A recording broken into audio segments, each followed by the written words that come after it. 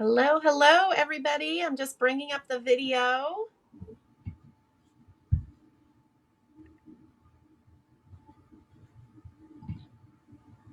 There we are.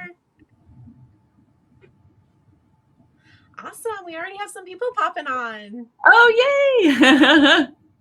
Hi, everyone. Good morning or afternoon, I guess, depending on where you're at. Yep, afternoon on the East Coast. Aw, good morning, guys. Morning, everybody. Yay. And I'm trying to pull up the our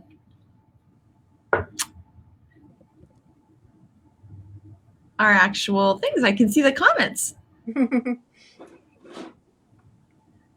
So excited to be crafting with you guys today. I know. I'm excited to be crafting with everybody. I know, right? We'd love to see where you guys are from. So if you want to put where you're crafting from today in the comments, I think that would be 7 p.m. in the Netherlands. I know there was a group of people getting together live to craft together.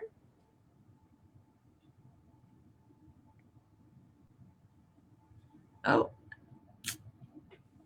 Did you find the comments, Kelly? Well, for some reason, it just won't, it's not letting me open it all the way. So I'm having technical difficulties, but we'll get there.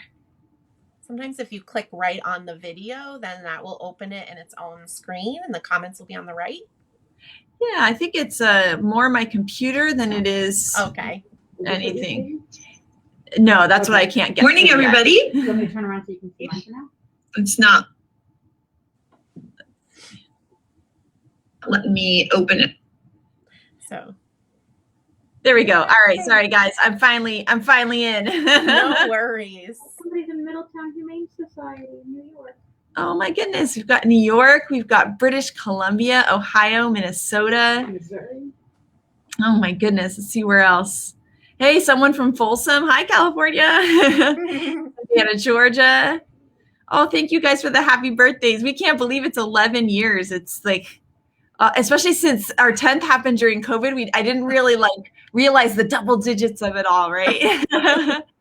Oh, we've got San Francisco Bay Area in California, Alberta, Canada, Kansas, Washington. Oh my goodness. Athens, Greece. Wow. Okay, cool. See how cool is that? We're all over the world and we get to craft together today. I love that. Woo, woo. Hey. Mountains of Arizona, Michigan, Minnesota, Kentucky. We got a couple Minnesota. Connecticut. From all over. This is so awesome. Edinburgh. Oh my goodness. How cool is that? Oh, we got my friend Lauren here right down the street in Lake Forest. And if you guys are catching us on the replay, welcome to you guys as well. We're excited to have you here. Someone's asking if they can use today's techniques with a different stamp set. Yes, like there's a cute card layouts. We're going to be learning some coloring techniques, and we're coloring critters. So you could take these same ideas and use them with another critter stamp set you might have. Yeah, we're coloring the mice, and we all know there's lots of adorable mice in the lawnfawn collection. So. Oh, someone's daughter recently moved to San Diego. That's great. I lived there for 7 years. Somebody's moving back to Ocean. Oh, and somebody from Sacramento. I lived in Sacramento for high school. Representing Sacktown out there.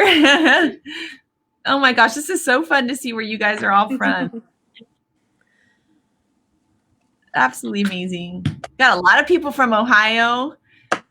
I know once the world is normal again, all you Ohio girls should go crafting together. Thing that's come out of COVID is online classes. Yes, one of the best things out of COVID is I agree, being able to do, I don't think Jen and I would have even thought to do something like this if it wasn't for COVID. So it's definitely a positive thing that's come out of all this craziness, huh? For sure, for sure. That's more New York State. Rebecca here, whose voice you can hear in the background, is a New Yorker originally. Oh, the Netherlands, San Marcos. Great. We got some SoCal people here. Oh, Richmond, California. Hi, Bay Area. So Rebecca's in the background and she'll be commenting as lawnfawn. So if you guys have questions throughout today and Kelly or I actually miss them since I'm actually teaching and Kelly will be playing. But if I miss the questions, Rebecca will be chiming in here and there as well. I know Shari is here somewhere. I haven't seen her name pop up yet, but she's always so helpful when I go live, especially with lawn fawn stuff. So I'm sure she'll be chiming in. But feel free as we get started, if you guys have questions and I miss it, just repeat your question. Kelly and I actually have a little bit of a delay, so bear with us on that. Usually those of you that have been doing the online classes with me know that we make do, but just be aware, we do have a little bit of a delay from when I'm actually speaking to what you're actually seeing. So Eric is saying he can't hear me very well. Is anybody else having a hard time hearing me? Because I can be louder.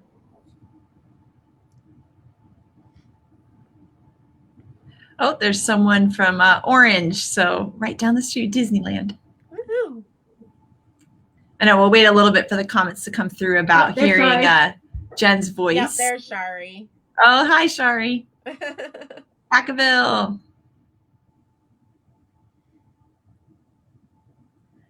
All right, we'll wait a little bit. I see it. Oh, there's some people saying that they can hear me. Yeah. So it says your volume is, yeah, I think you have to speak up some, Jen. It says your volume isn't quite. Okay, I'll make sure I speak up. And then maybe whatever device you guys are on, just make sure you've maxed the volume today because we're celebrating. It's birthday. And I'll try to tone down my loud voice. I'll talk quieter. It's hard for me. Awesome. Is there anything you want to say, Kelly, before we get started? Well, I just want to thank you guys for being here with us today. This is so fun. We've never done anything like this before, so it's really exciting. And just to be able to craft together and be together is just awesome. We're doing things in the style of Jen's online classes. So she does these incredible online classes, and we're so thrilled to be able to offer you a little look into what one of her classes is like today. And so if you guys printed out everything, we've got all these amazing instructions and things. So I've still learning how to hold this in front of the camera. So like coloring guides and all this cool stuff. I mean, we're going to learn so much today. I am thrilled that I get to be a student with you guys today. And once again, we're just so grateful for you guys being here and for your amazing support in celebrating Lawn Fawn's birthday. So thank you guys for being awesome. Awesome. Yay. Well, I am going to flip the screen. So today, while we're creating, you are going to see my hands, but you'll be able to see Kelly's face in the upper right-hand corner so that you can see her crafting, and she'll chime in here and there as we go, but just to explain to you how we're going to do this. So I'm going to go ahead and flip the screen. And hopefully you guys saw that we had a whole Bubbles of Joy website on Lawn Fawn's site. I do have a couple web addresses up here for you, and these are going to be here the whole time. The first link is where you can find this handout that I created for class today. This is very similar to the handouts that I create for all of my online classes. So if you didn't get that for today, you can always go back and download it as well. And then just the second link is where you can find information about my online classes. I've been doing a lot of really fun Lawn Fawn online classes, and we'll chat a little bit about those throughout the day. But I wanted to let you know, the last weekend in March 27th, I'm doing a Bubbles of Fun Lawn Fawn class. So if you have the supplies for today's class, you have almost all the supplies for the class at the end of the month. And I always share with you guys how you can make substitutions and things like that. So anyways, so definitely if you didn't get the handout, make sure you guys print that out later. They're a great resource. And so we're going to get started. So I am going to be Copic coloring today, and it's totally okay if you are not Copic coloring. It's totally okay if you are using different color markers than I have. That's totally okay. I think you guys will find, no matter what you're coloring with, that the coloring guides are really helpful. normally travel and teach a lot of classes in person. And something that I realized when people were coloring in my classes, some of the things that they kind of struggled with was where to put the shadow, and how to blend it out and things like that. So I find that these coloring guides, where I kind of basically give you where to put the shadow on all the images, really helps break down coloring for you. The other thing that I've heard time and time again in my classes is just knowing what colors to choose, right? Where to start. Maybe you want a gray mouse, but you're not quite sure which colors are going to work together. So again, I find that these coloring guides have been really, really helpful for people. I was able to use them in person in my in-person classes last year for a couple weeks. But I have been using them in all of my online classes, and everybody really seems to love them. So what we're actually going to do first, you guys, I saw lots of pictures of you guys getting your class kits ready. I'm actually going to tell you guys, we're going to take all of our images out. Okay, we're going to mix both bags of images because we are doing the same coloring on almost all the images. And a few of you guys had asked, oh, should I die cut ahead of time? And my answer to that was yes, because we don't have time to sit, in class today to get all the die cutting done. So I do know that makes it a little tricky to hold on to your images while you're coloring. So a really fun trick that I actually learned from Mona Toth, who she makes beautiful lawnfawn cards, is I'm going to use some thermal web purple tape, but you can use some washi tape. You can use some Post-it tape. I'm going to get a nice long piece, and I like to kind of just de-stickify it. I'm going to stick it to my pants here and get some of the sticky off. And then as I take my images out of the bag, I'm going to adhere them to the purple tape. This way, my little bubbles, I'm not going to lose them. I'm going to have more surface area to hold on to when I get to the coloring. So we're just going to take a minute and kind of get all of our images gathered. And again, we're going to work on both cards' images coloring at the same time. And remember, if you guys have any questions, feel free to post them in the chat. Rebecca's going to be commenting as the lawnfawn account, so thank you, Rebecca. And then I know Shari's in here, and I also will be glancing up at comments as I can. So I think I'm going to do a tape of bubbles, sorry, my English, and then I'm going to do a tape of critters, just because I already know I'm going to run out of tape. So you can see I'm just sticking them, and you can use washi tape, purple tape, Post-it tape, just some sort of, repositionable type tape. And this is great if you wanted to stamp and die cut some stuff. Maybe you're going to go on a little trip, or you're going to go to a friend's house and you don't want to be bringing all your stamps and dies with you. This is a great thing that you can do as well in your home. Somebody had a great idea to put tape press and seal to a piece of cereal box. Oh, yeah. Yeah. I think somebody else in my class mentioned press and seal too. Oh, that's a good idea. Yeah, that's a really good idea. Don't tell Jennifer McGuire, but I actually don't own press and seal yet. I know it's like the crafter's hack to use it for things, but I've just never done I just use it in the kitchen. I never actually use it for crafting. I need to. I'm excited to use my washi tape. I feel like it's been sitting unloved. I was going to say, it's fun to use some washi tape that you haven't given any love to. Oh, there's Mona. Yay. See, Mona, I'm using your trick. Hi, Mona. And sharing it with everybody. So many bubbles. All the bubbles. And I should have brought out. So Cheryl, I'm not sure which link you're trying, either if it's the first or the second.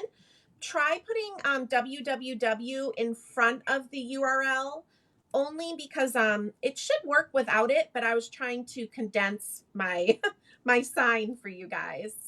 And I think also put a link. And Rebecca, you could always comment on her with the direct link. Yeah, I'm gonna actually. Yeah, because this is a resource. It's just on lawnfawn site or Jen's site, so you're able to download that and just imprint it and just have it. So what I would do is I would take these coloring guides and fold them up and put them in with my stamp set, because then you just always have them as a reference, which is great. That's a great idea. And I've seen lots of familiar faces of people who have been taking my classes. They have whole binders created from all of the handouts they've been getting from all the different classes. So, all right. So now that we have, how are you doing, Kelly? Are all your images on tape yet? Almost. I'm getting there, but I'm Okay. just like all hands today. But you're a good gauge for me of timing, because I know sometimes I work a little fast. So yeah, I'm still getting the pieces, but once again, I'm kind of like all thumbs. No well, worries. I used to always like lick my fingers to touch things, but now after COVID, I've rethought right? that process. So I'm trying to pick up all my pieces. Anyone else go like, oh yeah, I used to do that all the time. So crazy. So crazy. So as I'm going to just start chatting a little bit about Copic coloring. And again, you guys can be using any alcohol-based markers, colored pencils. I mean, you could be watercoloring today. Obviously, if you stamped on watercolor paper, in my directions, I had said to just stamp on Nina. But if you swapped it out and did watercolor paper, that works as well. But I'm going to talk a little bit about Copic coloring, and a lot of this can be translated to other alcohol-based markers.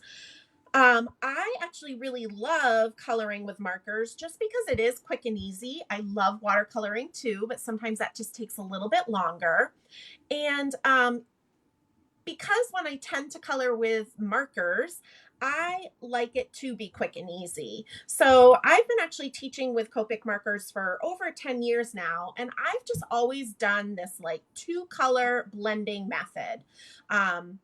Mainly it's because I personally, back when I first started collecting Copic markers, I was a poor 20-something-year-old, and I just knew I couldn't own all of them. So this helped make it so that I could get a lot of coloring done with less markers. And it's just a technique that I've gotten used to over the years. So sometimes, today when we do the bubbles, we're going to be a little creative, but for the most part, I tend to do 2 colors. I also tend to start with the dark of the 2 colors first, and I'll kind of explain why as I go. But I do not color, like we're going to start with the mice. I don't color the whole mouse a light color first. And again, I'll kind of explain that as I go. So today I'm using W2 and W4. The numbering system for Copics is kind of complicated. I'm not going to really get into that today. But I can tell you the W4 is the darker of the 2 markers. So I'm going to start with the W4, and I'm going to start by adding my shadow to all the mice. Then we'll work mouse by mouse. But I'm going to start by adding the shadow to all of the mice first. You can totally be following my coloring guide. I'll just tell you, I'm going to just kind of go for it. So if I put a shadow somewhere maybe that I didn't on my coloring guide, don't worry, because remember, your card doesn't need to look just like my card. And I'm just not really good at following my coloring guides while I'm talking to you guys and teaching. But so you can totally be looking at my coloring guides, or you can follow along with me. Both ways will be perfectly fine. But a lot of the times when I go to add my shadow, what I tend to say is to add the shadow on the left side and the crevices. So, hairlines, armpits, under legs, things like that are crevices. Or you can do right side and crevices, but you always want to just kind of pick one side. We don't want to be, outlining the whole image. So I have my 2 little mice here that are identical. They're sitting and looking up to the left. So I'm definitely going to shadow on the right side because I want to make sure his face is nice and bright, right? So I'm going to start on the left side of his head, and I do just a little line of dark under his ear. And then I do a little bit coming up between his front legs on his belly, and a little bit on the bottoms of his little back paws. Are they paws when they're mice? I don't know. I think they're paws. I've learned so many Somebody's terms, asking if you can zoom in on the coloring. and Oh, I'm gonna hold this up once I get my shadow down on both of these little mice so that you guys can see. So here it is up close, and I'll hold that there for a minute. So I can't zoom in as I'm coloring. I'm using my very, very fancy iPhone, but you guys do have the coloring guides that you can look at. And after I do a step, I will bring it up to the camera like this. Just like when we're in class together, Maureen. one of the things I love about just even now following this coloring guide is it's different than what I would have done. And I like that I'm like learning a new way. I feel like I'm Nice. in a critter coloring rut, you know? And so I'm glad to do that. Also, does anyone else have to put their reading glasses on to see their mice? I'm not there yet. Even though Yeah, you're older than me, Kelly, I'm not there yet. Yeah, I'm there. But I try to avoid them, but then I realize I can't see my mics. But yeah, it's fun to try, even if you're a Copic expert, it's fun to try someone else's method because it's kind of neat to just color in a new way. I agree. That's why I love taking classes, because it just kind of breaks you out of your norm and it really inspires you to do different things. Thank you, Heather. Mice do have paws or feet, so you can say either. She says she's a vet tech and you can say either. Oh. All right. So now I'm going to do the two mice that are kind of looking off, off to the right over their extended arm. And this one's a little different. We are still going to shadow the right side of his lower body, right? But we don't want to shadow the right side of his face because he's looking to the right. And we always want that focal point to be bright. So his head, we're going to do the left, and his body, we're going to do the right. So let me just show you. And again, I'm just doing a little swoop of color. And I always do a little bit at the base of their ears. And then I'm going to do a little bit on his little belly between his legs. And I'll bring it up to the camera in just a second. Let me just do my second mouse.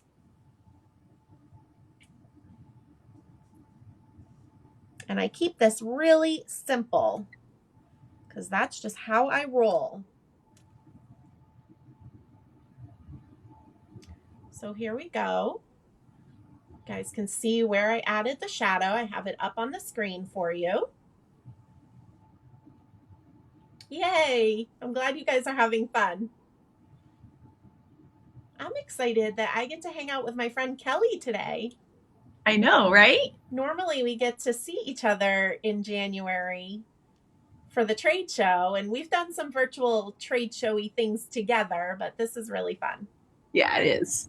I know. That's the part I miss the most about the trade shows is getting to see everyone in person. So Anita, I'm using Copic markers.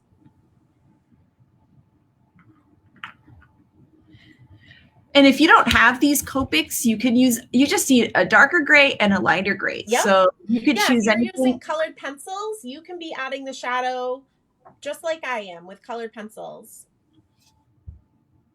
Aw, thanks, Patty. Nice to see you. All right. So now I'm going to do the little mouse, which he's going to eventually be, hugging the top of a balloon. So what I'm going to do for him is I'm going to add the shadow on his belly, on his bottom of his belly. And then on his head, I'm going to do the right side because, again, I want the focal point to be on his cute little nose and his cute eyes and his cute cheeks. And I'm putting a little bit of shadow under his chin on that back arm. So I'm going to bring it up to camera again so you guys can see. Yeah, so there's a handout, and I think Rebecca's been putting the link in the group. I did. I'll put it again. Thanks so much, Rebecca. And you guys can download it and print it out and use it for all your future bubble cards. Someone's asking about the nib on Jen's marker. So Jen is using the original Copics, and I have the sketch. So I'm going to I'm still figuring out how to hold this So this is the sketch marker, and then Jen has the original Copic, and they're just a different nib, and it's just kind of a personal preference kind of thing. Mm-hmm. I like this one because it feels a little bit more like a brush, but then the little nib one can get into like little crevices. So it's just kind of a preference on that. And I talk a lot about this. I have a Copic 101 tutorial on my website where I talk a lot about this. But if you already own all the sketch, but you want to have a little bullet tip, you can purchase bullet tips and change your broad tip to be a bullet tip, which again, with lawnfawn images, because they're so much smaller, I just really find that so much easier. And then for me, my Copic originals, they come with the bullet tip and a broad tip. But what I've done is I've changed my broad tip to be a brush tip. And this is a shorter brush tip than the sketch brush tip. So I get a little bit of, I feel I have a little bit more control. It lets a little bit less ink out. And it's just what I've been using since the beginning. So it's what I'm used to. But I do know the Copic originals are a little bit more, I'm the minority in the crafting world, but I do find them easy. But if you have the sketch ones and you're struggling with coloring, definitely look into maybe getting some little bullet tips for your sketch markers. Susan's also asking if you have to do wet to blend. No, I'm not quite sure what that means, but I think it means she means like for example, like for the marker ink to still be wet as you move on to your lighter marker. For this way that we're coloring, no. Right now we're just laying down the shadow, and then once I get the shadow done, we are going to then work mouse by mouse at a time. We're not going to keep going through all the mice. So it does need to be wet for the saturation to happen, for the two colors to blend. But just laying down the dark right now, nothing needs to stay wet. One thing with alcohol-based markers is they evaporate quickly because they're alcohol-based. So you do have to work, fairly quickly. But in this respect, we're just laying down our shadow, and we'll go back and do each mouse on its own, and you'll see how things will blend together. Grays are actually... Oh, go ahead. Sorry. We have quite a few questions about if this is going to be saved, and we will be posting the replay. So you'll be able to see this over and over again on our Facebook page. So that will be there. So that way you can go back and look at the coloring, or if you're trying to catch up, you'll have that time to go back and look at that. Yeah. And lawnfawn doesn't carry the Copic markers, but you can find them all kinds of places.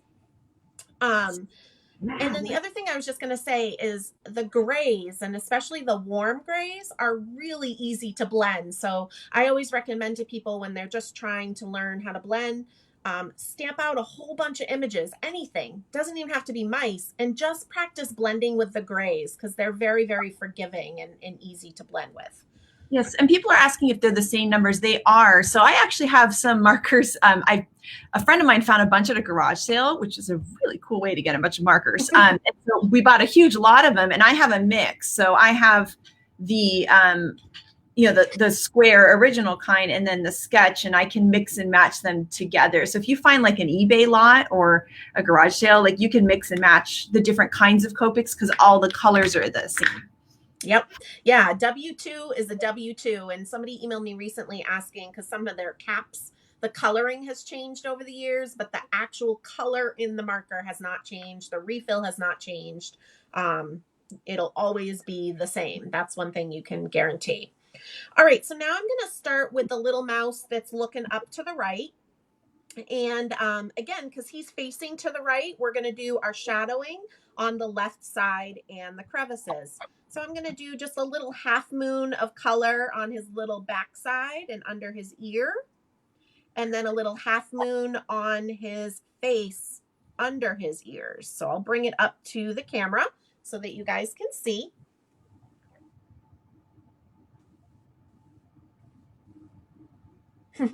W2, ha ha ha, tax time.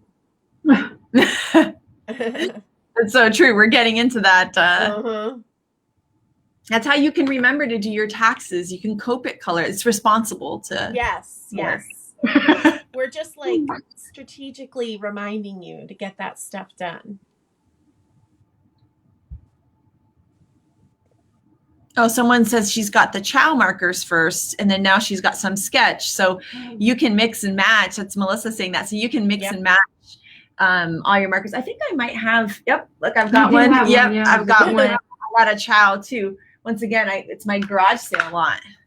Yeah, the Copics, the sketch has the most colors, and then the chow and the originals don't have every color in their style of marker barrel. But I don't personally own all the Copics, and I feel like I'm fine. Yeah. I don't have them all either. Yeah. Rebecca's covering her face because she has full set syndrome, and That's she has okay. but fine. But I don't either. Although I did borrow 2 markers today because I didn't have all the ones for the class, but I could have just subbed in from the ones I had. But I thought it'd be fun to use Rebecca's markers. I, of course, had to do lawn fawn color. I mean, it's their birthday. You guys were going to see my hands all day. I figured it was a necessity. All right. So now we are going to work with our lighter gray, whatever that is that you guys are using. I'm going to use a W2. But whatever light gray. So somebody's asking what paper we're using. This is the Nina Solar White 80-pound cardstock. It's actually the white cardstock that Lawn Fawn packages and sells as well. So if you're having a hard time finding it, it's Lawn Fawn's white cardstock. And that's what I personally use for all of my Copic coloring, is that 80-pound Nina Solar White. Okay, so let me just explain blending. And so what I like to do, and this is why I don't color my mouse all a light gray at first, is I'm going to start to color basically half on the dark and half off the dark. Okay, and I'm doing little circles if you're using a bullet tip, or if you're using the sketch, you might be doing little swipes. Because that's what's going to saturate the paper so that the 2 marker colors will blend together. Now with Copics, if you color with 1 marker over and over and over in one spot, it's going to get darker and darker and darker. So you could actually blend with just 1 marker when you're starting your shadow with just 1 marker when you're starting your collection. So the reason why I'm telling you that is because what you're doing with this W2 or this light gray is you're actually kind of getting a darker version of it because you're layering it up and mixing it in to the W4. And I kind of just keep doing it until I don't see a line from that W4 anymore. Okay, but you can see I did not finish coloring his face. I just basically made the darker area a little bit thicker by adding that light gray and mixing in with the dark gray. Okay, and so the black ink that I use today is the best black ink for alcohol marker coloring. This is the Lawn Fawn Jet Black. And I'm not just saying that because I'm on video with Kelly. I say this in all of my classes. But the Jet Black works with alcohol-based markers and watercoloring. So this is what I've stamped all my images with. No bleeding, nothing like that. Okay. And then also so you guys know, we updated the packaging at some point. So Jen has an OG pad, and this is what it looks like now. Those are the same pad, though. It just now says alcohol marker friendly, so it's nice and easy to tell. So that way you'll know if you have either one of those, they're still alcohol marker friendly, and it says on the back. Thank you, Kelly. And mine's very loved. It's all scratched and loved. Yeah, that's actually, I just took Rebecca's. I still use my original one too. And so I'm going to continue on this one mouse to blend out the dark areas that we laid down before. So you're going to have a mouse that kind of looks like this. And I'm only working on one mouse now. Hi, Kelly.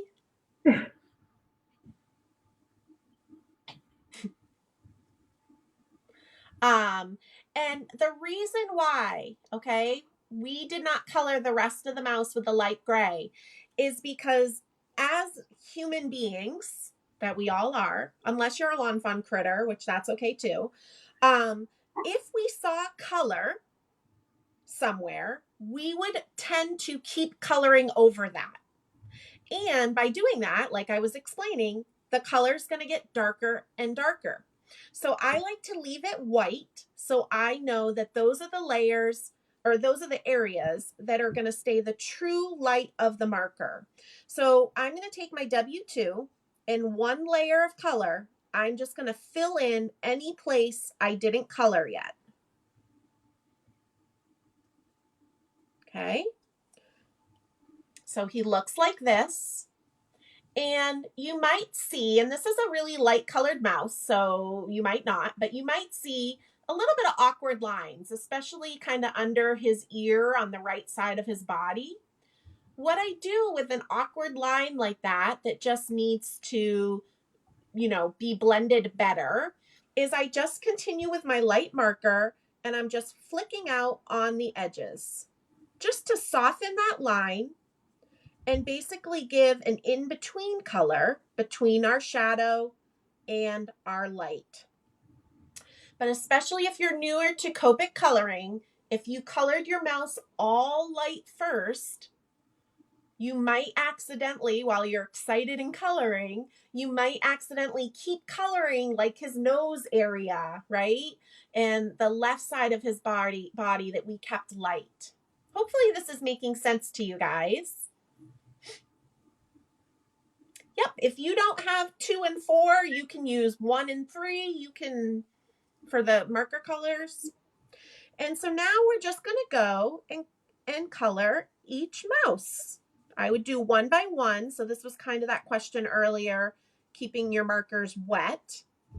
Now's the important time that we're keeping our areas saturated, because that's how we get the markers to blend together. And again, this will work with any alcohol-based markers. I personally have never used any other brands, but if they're alcohol-based, they're going to work the same, as in how to blend with them. Jen, somebody wants to know how the kitties feel about all the mice in your studio.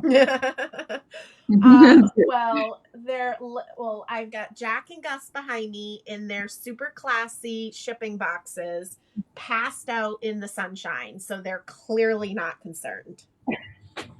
Harley, I think, is sleeping in the living room on the couch because Jack and him were squabbling a little bit earlier. I shared on my stories. Oh, thank you, Debbie. I'm glad that you guys like these coloring guides.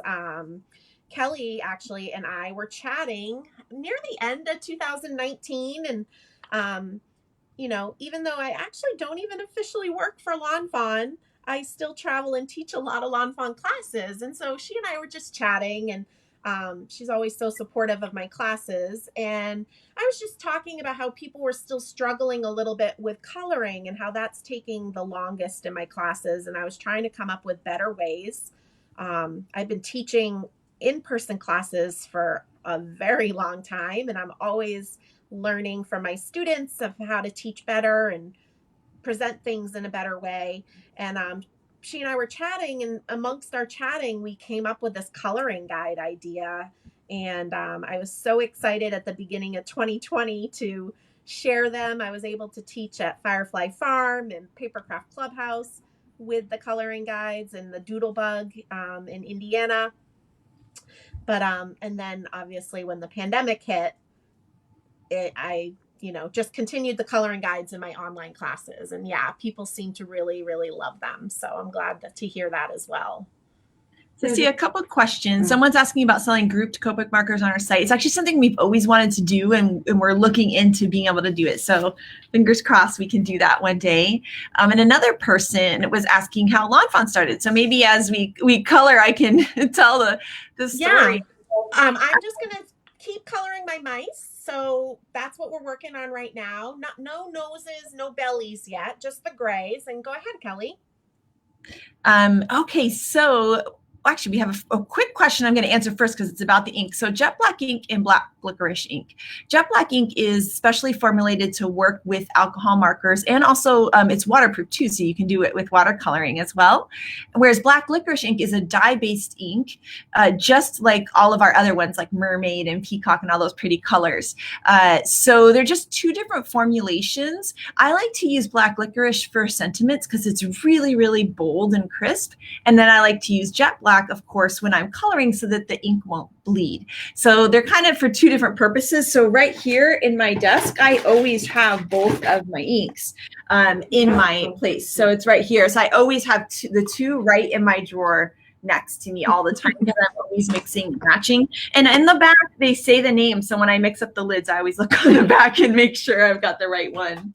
And then to tell you guys how lawnfawn started. So I've always loved crafting. I used to make everybody cards growing up. I used to do thumbprint animal cards, where you make a thumbprint and then you draw. I would make people cards in college and everything. So it was always a hobby of mine and something that I loved. I found clear stamps at one point and thought, oh my gosh, this is the best thing ever. And kind of had this idea, how fun would it be to start a company and to have my own stamps. And in college, Mike, my husband, and Erica and I, we used to play in musicals together. That's how we met, playing music. And so we were longtime friends. And Erica is this incredible illustrator. I mean, her talent is amazing. So I had the company. I said, hey, do you want to do something crazy? Do you want to start a company together?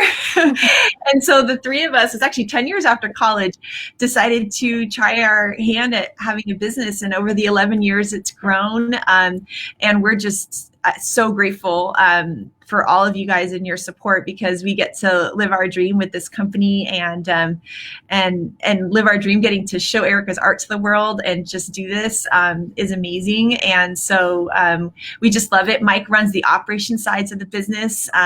Erica and I do product design together. Erica draws everything. Her style is lawnfawn. Her spirit is lawnfawn. And so we just love working together, and we're like a little family. And then all the people that work here are part of that family with us, and so are you guys. So that's what you play. Oh, what I play? So I have a degree in percussion performance, but I also play French horn, trumpet, mellophone, and piano too. So Erica plays flute. She's amazing. And Mike plays clarinet and saxophone. He's amazing. And all three of us actually at one point conducted UC San Diego's musical. So that's kind of fun. So we all played in the orchestra pit for that. So cool. How is everybody doing with their mice? Erica, you rock. So if you're shading, Lee mentioned her shading usually turns out spotty rather than smooth. One, I would just want to check with you. Are you using Copic markers? Paper really does matter. Using the right kind of paper to work. And again, I'm using the Nina 80 pound, which is also the Lawnfawn white cardstock. And the other thing is if you're fairly newer to Copic coloring, you actually need to, blend a little bit longer than you would think. With sketch, it's a little tricky because they do let out a little bit more ink than my bullet tips. So you do sometimes risk the chance of having it kind of overflow the line a little bit. But I would just tell you to keep practicing and add more marker ink than you would think, because that will help smooth it out. The other thing too, this was happening to me the other day, and I thought, gosh, my coloring just doesn't look very good. And I couldn't figure out what was happening. My marker was actually pretty dry. It needed more ink. Oh, yeah. Good call. Sometimes that'll happen if you start realizing that like you're really struggling blending maybe a specific color or something. It's worth to look and see if maybe you need to refill the marker as well. That might help. But the paper does make a difference. One time we got some paper, we mixed some paper up in here, and we could tell right away that we had like the wrong cardstock that we were stamping on. So it really does make a difference. Awesome. Somebody's also asking where the lawnfawn name came from. Oh, the lawnfawn name. Okay, I'll tell the lawnfawn name story as we get to doing some more coloring, because I know Jen wants to show us how to do our little bellies and stuff, and then we'll talk about the lawnfawn name. I'll grab a prop too while she starts to tell us. Oh, yay. So we are so normally for the bellies and the ears, I actually use RV10. So those of you that have been taking classes with me, you kind of know that. But RV10 wasn't a marker that I was using on anything else, and I was really trying to keep the marker count down for you guys so you didn't feel like you had to go out and get a lot of extra supplies. And we're going to use this V000 on our bubbles, which is a really pinky color, purple. So I'm going to just actually use this on their ears. And I just put a little bit of pink at the base of the ears, obviously dab it on their nose. And then for their bellies, I actually just did a little bit like on the right side, just as a little pink shadow. And I'll bring this up to the screen because I know it's a really light color. So there's no chance you guys are seeing it from the table. But it's just adding a little cute. A lot of UCSD alums, by the way. Oh, lots of UCSD alum. Yay! That's awesome. I also did biochem at UCSD, which is a little more traditional UCSD major if we have any other science majors out there. So we're just adding that little bit of pink, and then we'll get started with our bubbles. I really like using the light purple, Jen. I wouldn't have thought of it. It's really nice with the warm gray. It really blends. Look, this V000. Yeah, it looks so good. I honestly wouldn't have thought of it either until I used it on the bubbles. Okay, I do like that. It does look really pretty with the W. Yeah, I like it. All right, now I need this marker. Oh, I think Kelly was just Janebled. I was Janebled. I need V000. Yeah. Rebecca always wants me to have all the markers. She gets mad when she gets to my markers and I don't have all the markers. That's funny. Because we use my set here and she has her set at home. So. It's funny how, like, even if you don't have all the markers, you just have your set colors of using. I was using a friend's markers. I did not have mine with me. And I kept going to grab like my usuals and she had like none of them. And in my mind, I'm like, how do you even function? But it was fun because it was like a challenge for me to like choose different colors. All right, I'm going to start explaining the bubbles. And then once we start coloring the bubbles, I know Kelly's going to share, how the lawnfawn name came about. So I mentioned I'm a I feel simple Copic colorer. And the bubbles were a little intimidating for me at first because, again, I just tend to just color things quick and easy. So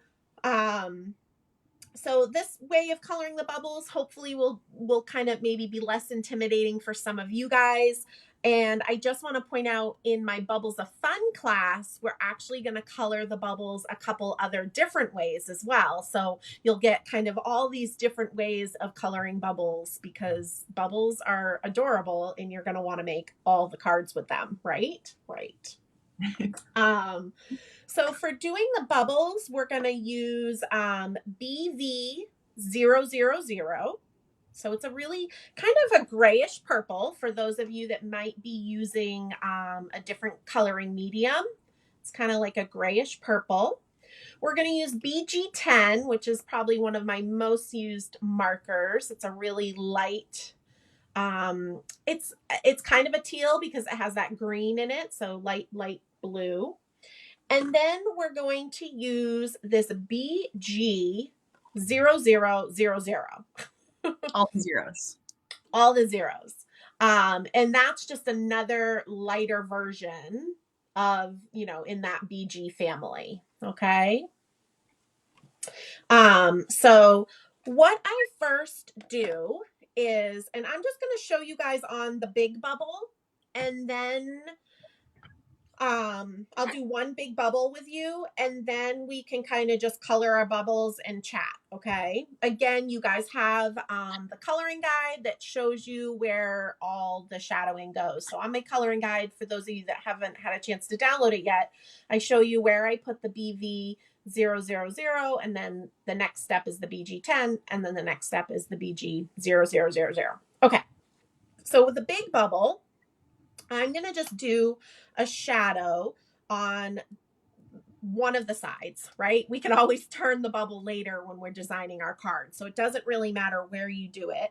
And so I'm just going to take that BV000, and because this is a big bubble, I'm going to be fairly thick and generous with my swoop. And I'm just going to do that, just like a U. And again, that's that BV000. So a light gray purple. Thank you guys so much for all of your kind words. Hi, Lynette. Oh, Lynette. Lynette's miss worked you. here at lawnfawn for, what, 8 years? We miss you. We miss you, Lynette. Carla wants cookies. Lynette, I hope you're eating your chocolate chip cookies today. Definitely, fun fact, Lynette makes the best cookies in the entire world. Yes. We haven't tried the entire world's cookies, but So Lynette's we're just kinda- pretty sure yeah. she's the best cookies in the whole world. And so now what I'm going to do is I'm going to take my BG10, and very similar to like what we just did with the dark gray and the light gray, I'm going to kind of go half on, half off. And what's kind of cool about Copic markers is how certain markers from different color families react with each other. And that's all just, you kind of just find these things by happy accidents. But when I go half on, half off with the BG10, which I didn't want to use my, what you're going to see is that BV, the purple, is going to marbleize a little bit underneath because it's translucent, that BG10, which I got a little crazy with my my swoop, but it's starting to kind of marbleize underneath. And that's kind of cool. And I will tell you too, especially this BG10, all Copic markers, once the alcohol has officially evaporated, it's a lighter version. So the BG10 might look really bright to you right now, but once our paper really dries, it's going to be a lot lighter. Okay. And then what I'm going to now do is take the BG00000, just kidding. I can't say that because there probably is one like that, but BG 4 zeros. I think there's one that's more zeros. That's why I have to be careful.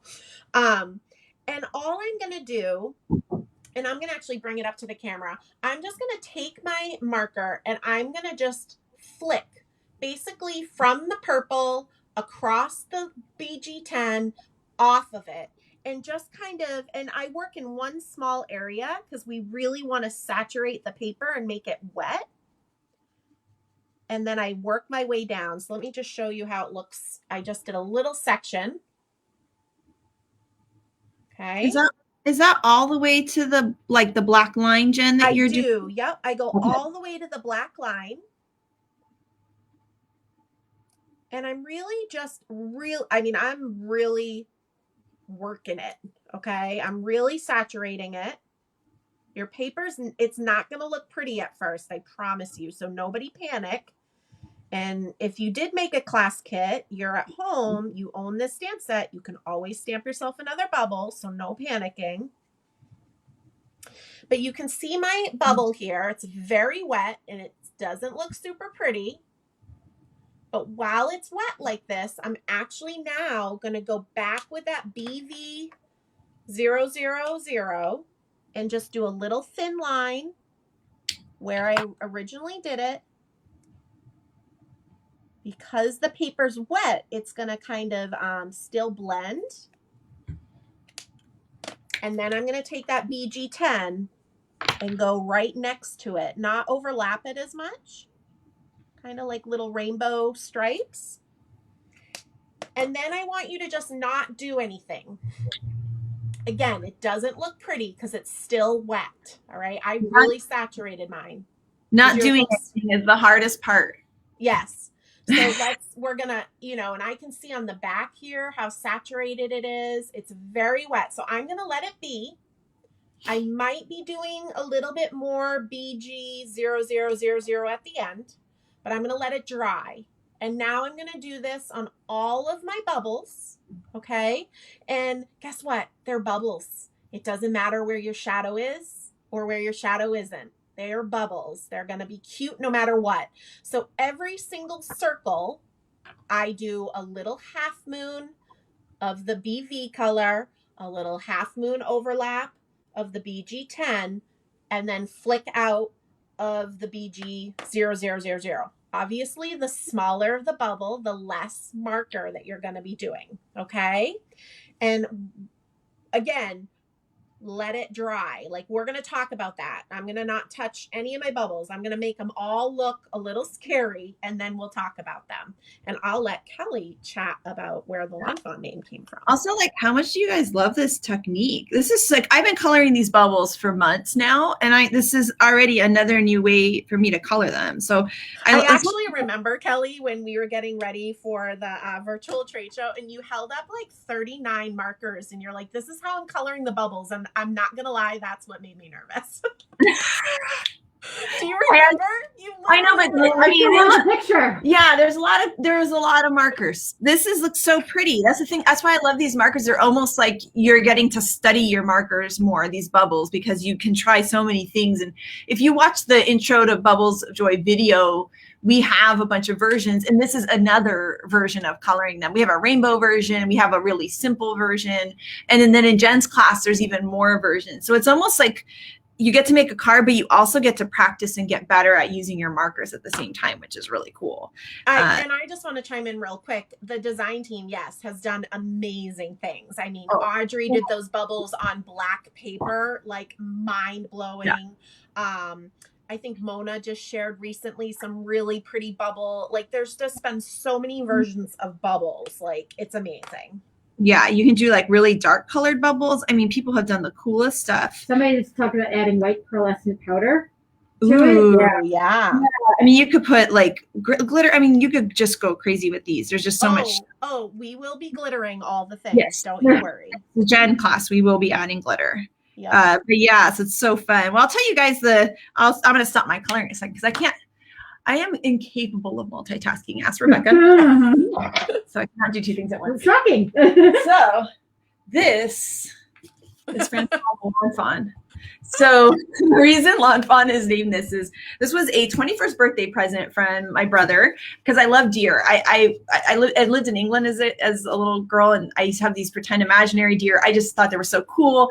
I lived all over the place growing up, but when I was in Central Florida, my dad and I used to ride our bikes to see the deer. So I've just always loved deer. So my brother had bought me this, and he used to have a light that you could put in him and he would light up. So we used to put him in those orchestra pits that Mike, Eric, and I would play in, and we would light him up and he was good luck. So much so that UC San Diego actually wanted to keep him when we graduated, but we told them no.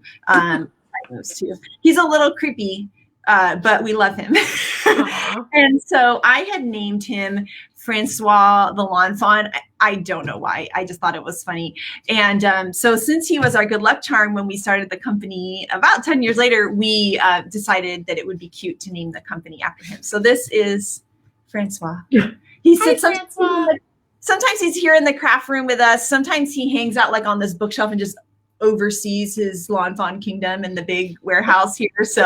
So he kind of moves around, but we love him. His light is long gone. Who knows what happened to it? But when you light him up, his head doesn't even light up. It's really funny.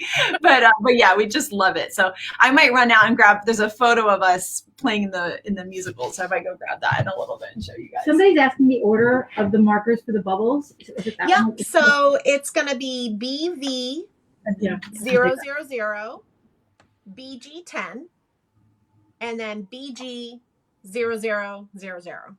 Say that 10 times fast. I know. I'm afraid I'm going to say too many zeros. And I noticed somebody asked about my coloring guides.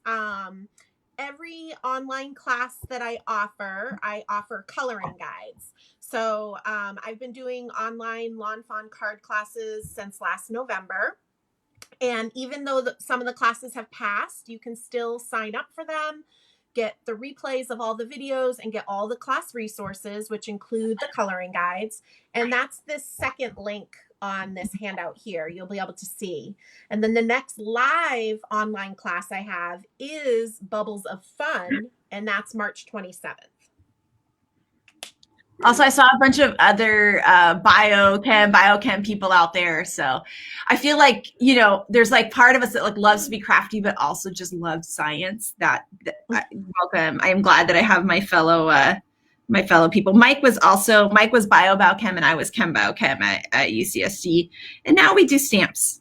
Ivy wants to play Hide Francois at work. Oh, Ivy. So Ivy is also someone who's been at lawnfawn for 8 years, and she's going to hide Francois at work. She also bought a clown. Mike's terrified of clowns, so we have a clown she has scared him with. Multiple times. Yeah, it's pretty funny. His name is Clappy. And so he's around in the office. We like to scare each other here. There's also actually who I'm a little worried because I haven't seen him in a while. There's a giant zombie man that we have that gets moved around the office. Edgar in a long time. Yeah, we call him Edgar. He's a Halloween decoration, but I feel like at some point he's going to scare us. Yeah. One time they knew I was coming in to film on the weekend by myself, so they put him in the women's bathroom, and I screamed. Oh my gosh. One thing I just wanted to chime in, you guys, because I do want us to color our bubbles coming out of the wand. And there's 3 wands that you should have. And so we're just doing the bottom line. So I'll put my purple down and show you. And then honestly, the inside of the wand, I just fill with the BV 000 because you're not going to see it that much, but you can see I'm just doing the bottom line of the bubbles in the wand and then doing the same exact thing. I hope that by now you guys are looking back at your bubbles. Now, my first bubble I demoed for you guys is still a little scary looking because I went a little crazy because I was talking and coloring at the same time. But you can see my second one is looking a little bit more cute. If any of your bubbles look a little, you're not loving them, just keep them because I tell you, once we put glitter on them, it fixes everything. That's probably why I do so much glittering is because I'm not super type A like Kelly. So for me, sometimes glitter just fixes everything for me and I don't have to go back and redo something. It'd be interesting. We should do a poll on Instagram stories to find out how many crafters are type A and how many are type B. I am so type A. There's a lot of type A's. I think there's a lot of, because I think this is where we let go a little, you know? Yeah. But I also think that's too like your science background as well. Like I would not be able to do that because I would blow something up. I wouldn't be measuring things correctly. I exploded a couple things. Mike in his first job exploded something. So it's probably for the best that we do stamps now. So. So I know Kelly was chatting, so I can't use her as a gauge, but if you guys could just give me some hearts or some thumbs up when you're done your bubbles. I'm not rushing you. I'm getting pretty close to Jen, so no worries.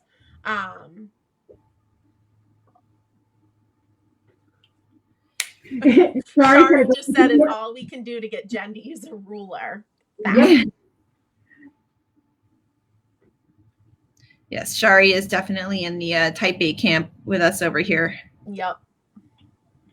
Which is a good thing. So all of her buildings that she designs down. For the best, yes. For everyone's safety, right? I'm happy to see that my friend Lisa and my friend Amy, who are both on here, both said they're type A, and that's awesome for me because they help me kit for my projects when I teach events that need kits. So I'm glad that they're type A.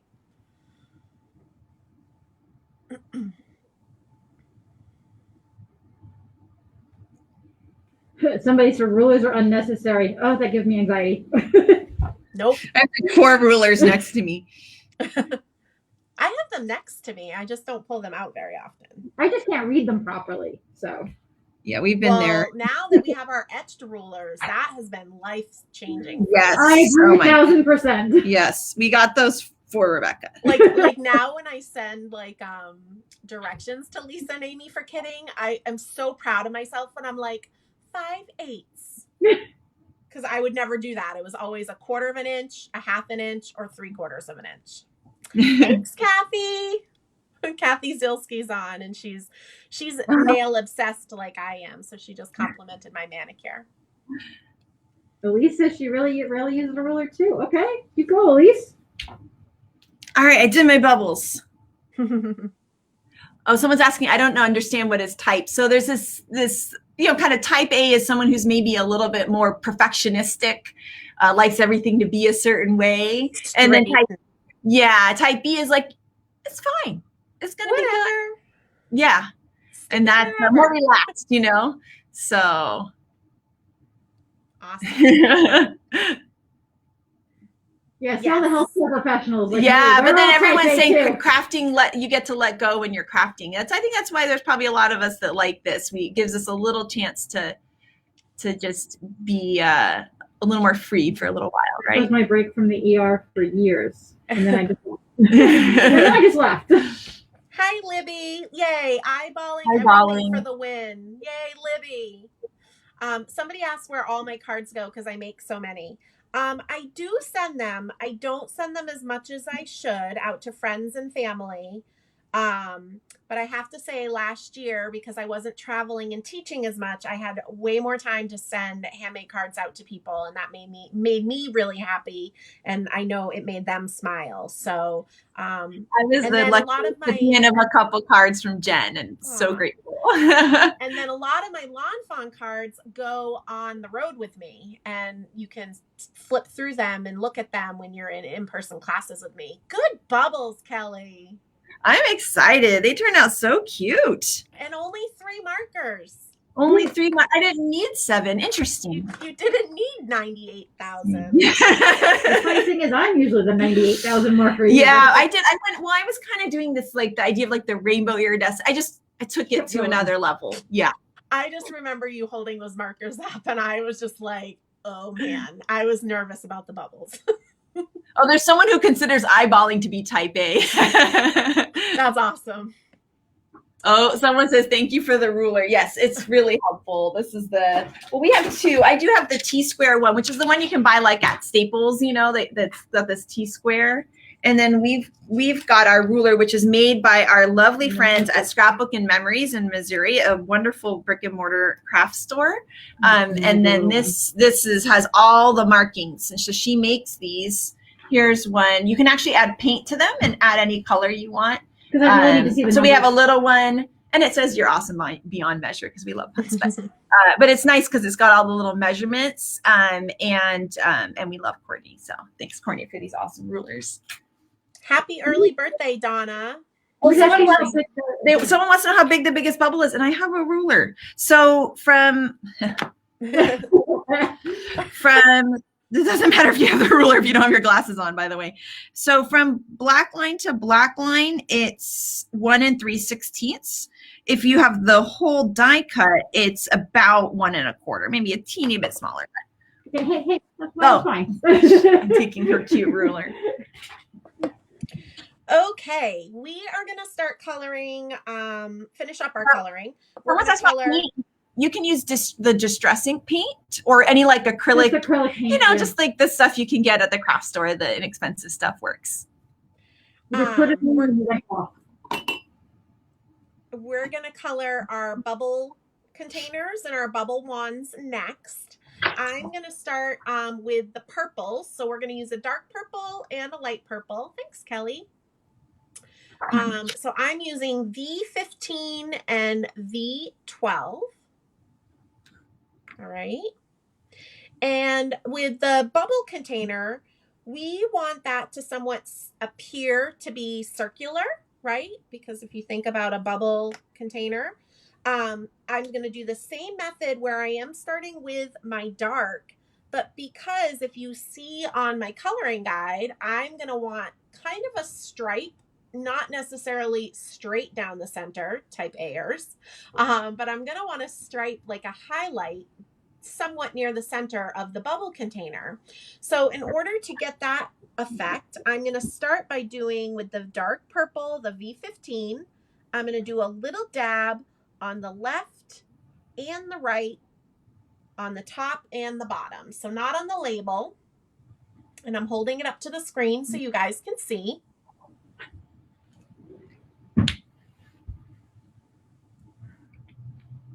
Just a little bit goes a long way. And I'm just doing one bubble container because the other one's going to be pink.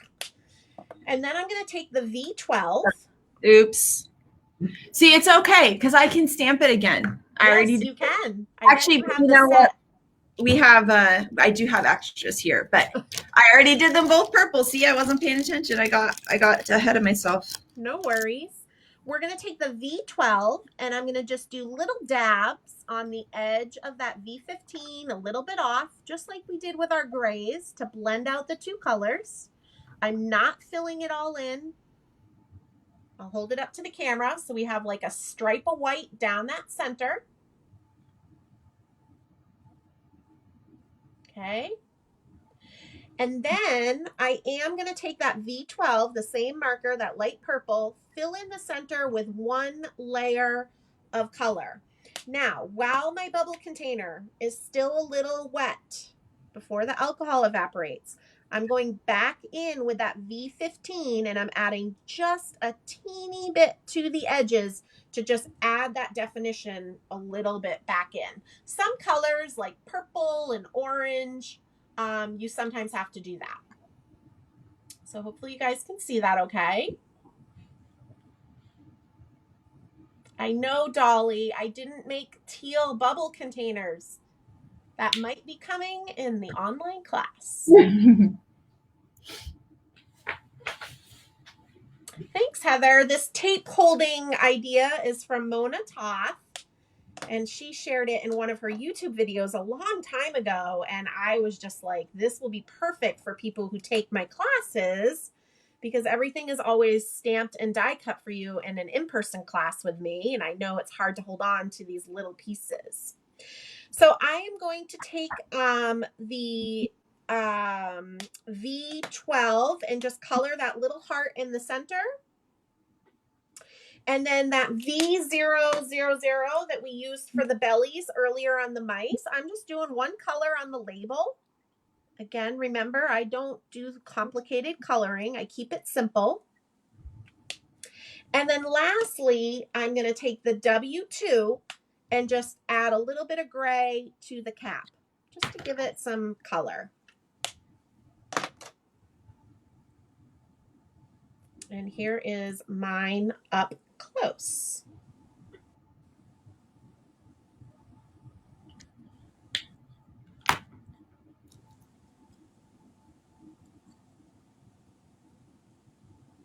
Cute, Kelly.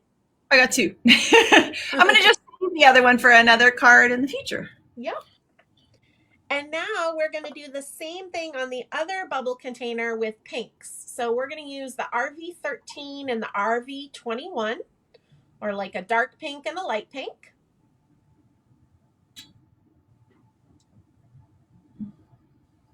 Yeah, so this purple tape is from ThermoWeb. This is their older version. But you could use washi tape. You could use Post-it tape. Just something that, you know, isn't a permanent tape. I'm just using old washi. There you go. So I'm going to start with the RV13. I'm going to do a little line on the left and the right, on the top and the bottom of the bubble container. Then I'm going to take the RV21. I'm going to dab it out to blend the two together, leaving the center white.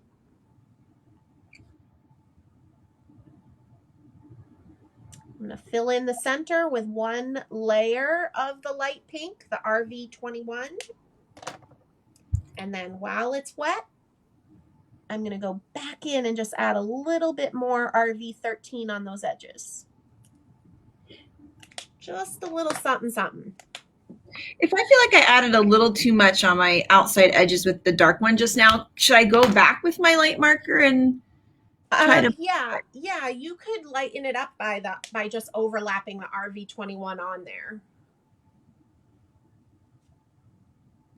Oh yeah, that looks good. Yay. And then the little heart is the dark RV13. And the label is RV21, just one layer.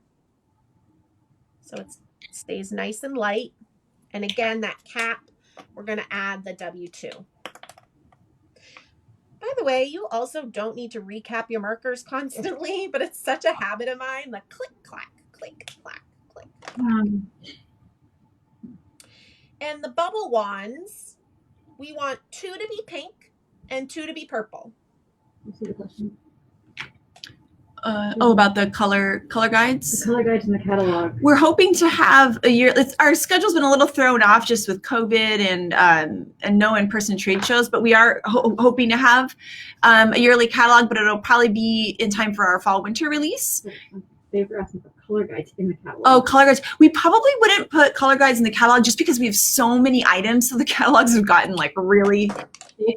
But a great resource for these is this class we've done here, and then Jen's classes, awesome coloring guides in her classes. Also, our intro videos always show me coloring the items. So you can see, stamp everything out and color it. And then I always have the markers right on the side there in a little piece of white cardstock, so you can see the markers that I used on those. So that's always a good resource to look at too.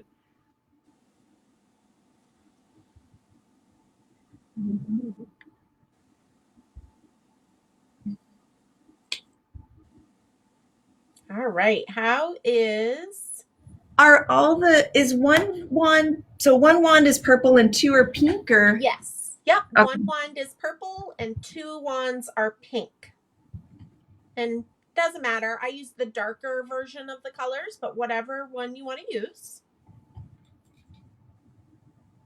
Somebody's asking if there's going to be a year 11 stamp.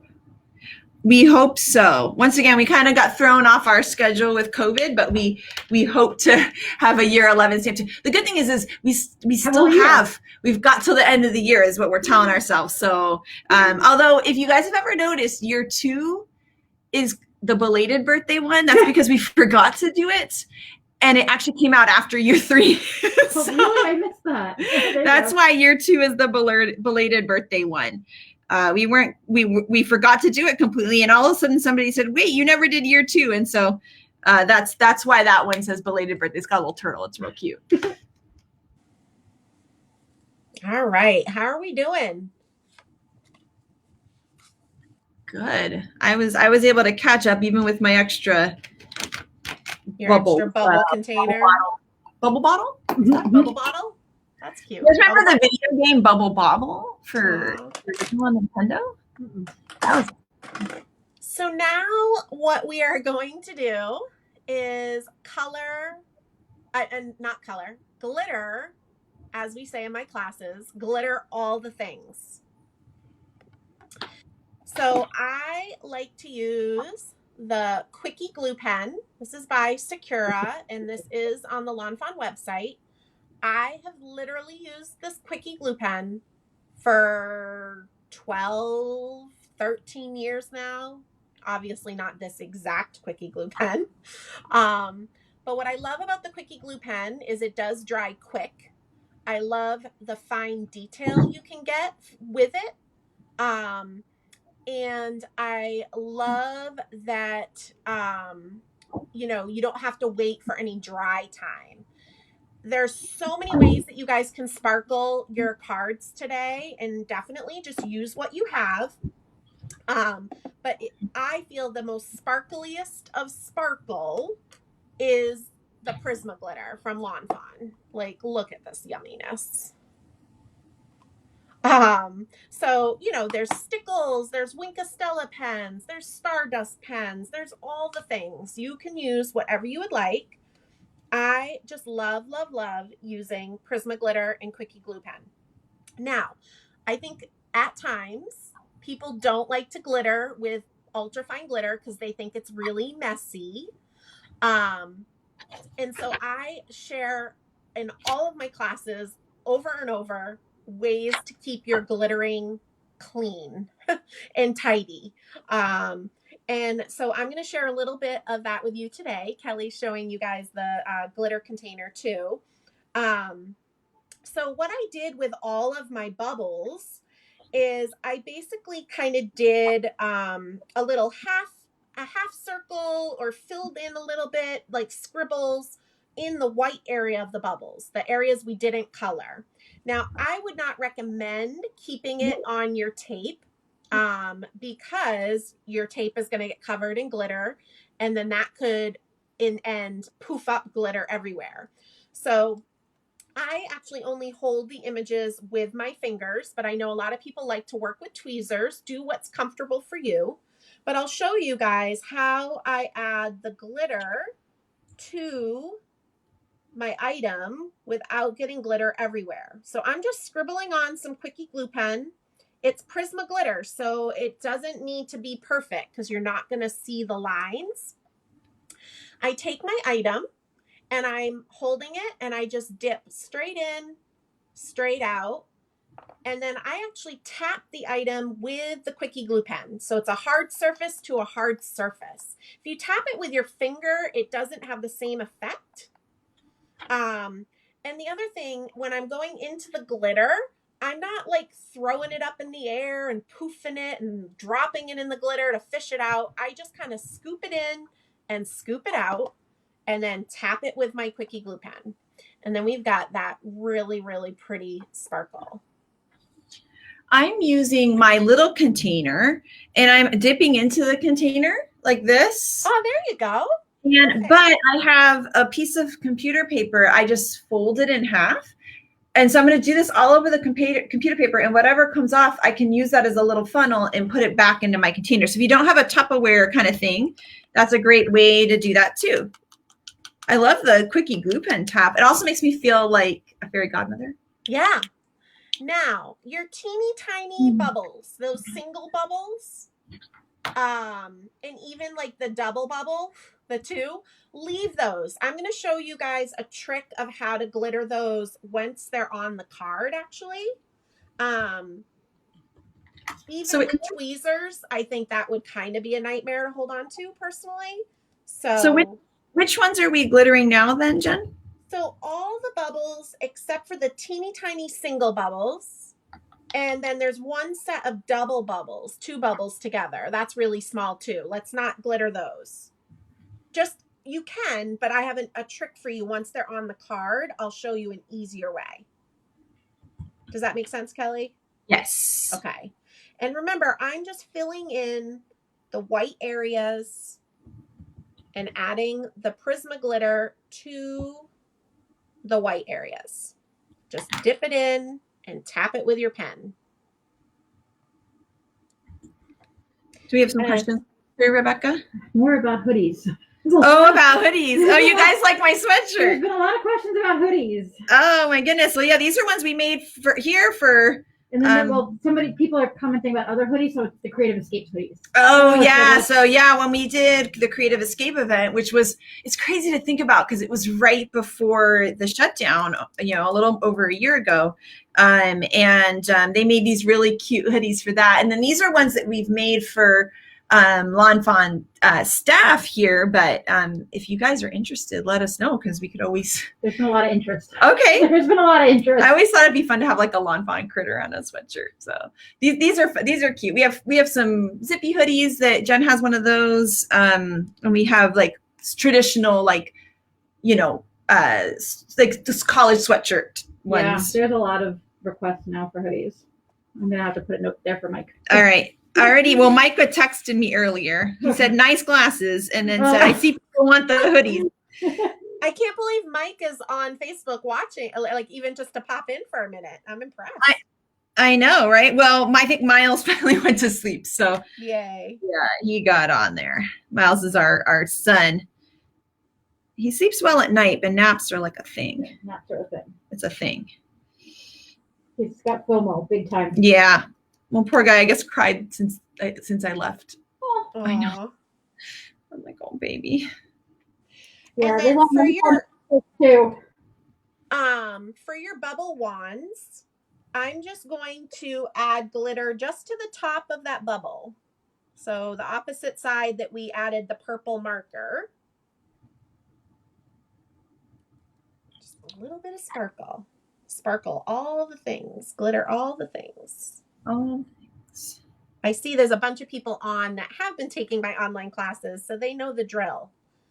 Some people, I don't know, I think, oh, Melissa was here earlier. She posted in the class group today that I have to now know how much she loves me and loves Lawn Fawn, because she never really liked glitter before, but she bought some Prisma glitter and is going to use it in the class. So my personal favorite is the chunky glitter. It wouldn't be good for the bubbles because yes, it's so chunky, but it's great.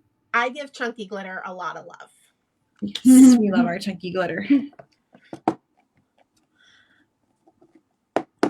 So these are the bubbles that I'm going to hold out on, because Oh my I gosh. don't want to have to dip these into the bucket of glitter. But I do have a trick for you guys on how to glitter these in a bit.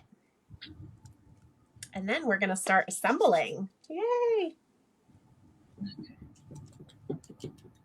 Is there a part of me that was like, oh no, because I don't want it to end? Well, I said assembling, but we actually have some stenciling to do first. We need stencils too. So I'm going to move my stamped images, just keeping the ones on the purple tape still on the purple tape, and everything else I'm just kind of moving out of the way, because we're going to do a little bit of stenciling.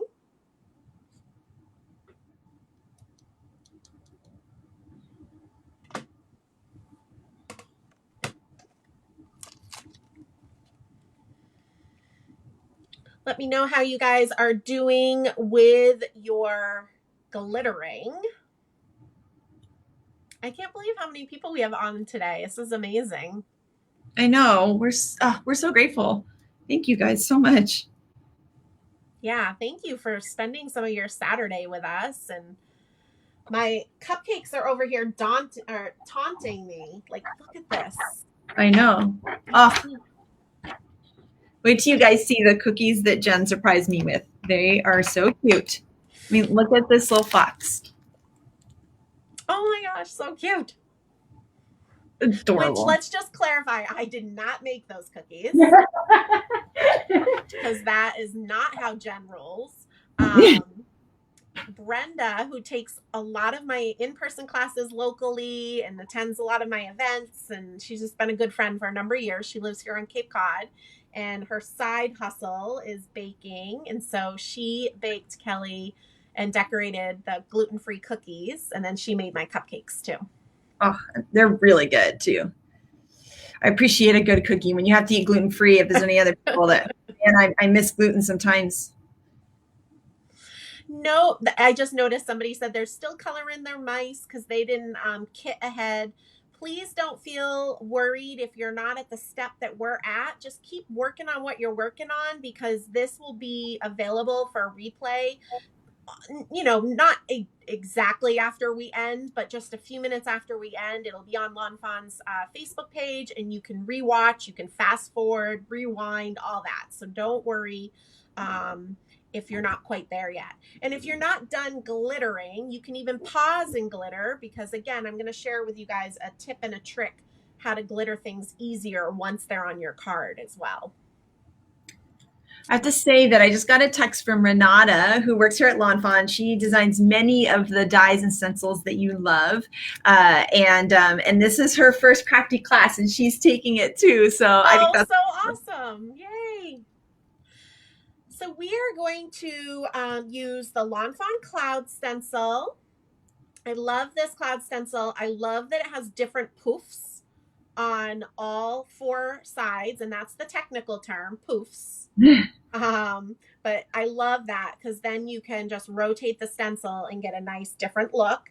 And I remember when Kelly and Rebecca were coming up with the stencil ideas, they were talking about grid or no grid, and me not being the type A person, I was like, I'm fine if you don't do a grid. But I now love that the stencil has a grid, so I was wrong. Thank you, type A'ers. So we are going to use, so we're going to use the white stitched rectangle that was part of this class kit. And I can measure it for you. It is on the handout. but it is 4 by 5 1/4. I should have known that, but you know, on camera, you forget all the things. And I'm actually just using the Wendy Vecchi station. I know lawnfawn usually has this in the shop. You guys have the larger version. Bigger one. I'll hold that up. And there's also someone asking really quick about if there's a coordinating die to the Better Days stamp, which was our freebie with this release. It's actually the Butterfly Kisses stamp. So we designed it so that if you already have the Butterfly Kisses stamp and die, you have the die to match the Better Days too. So it's kind of cool that it works with both. And then here's the big one, so you guys can see the size. It just kind of depends on what size of space that you have, which one you'll like working with. But this is what this one looks like. And I have the big one too, and I love both. This small one is kind of what's in my drawer right next to me, but yeah, both are great. So what we're going to do is we are going to stencil. I just did like 3 rows of clouds at the top of my stitched rectangle. So it doesn't matter which cloud poofs you start with. Just pick one, and I'm going to line it up using that grid. And then I kind of put these magnets down. So the reason why total disclaimer is Ranger actually originally sent me a station for free to try out.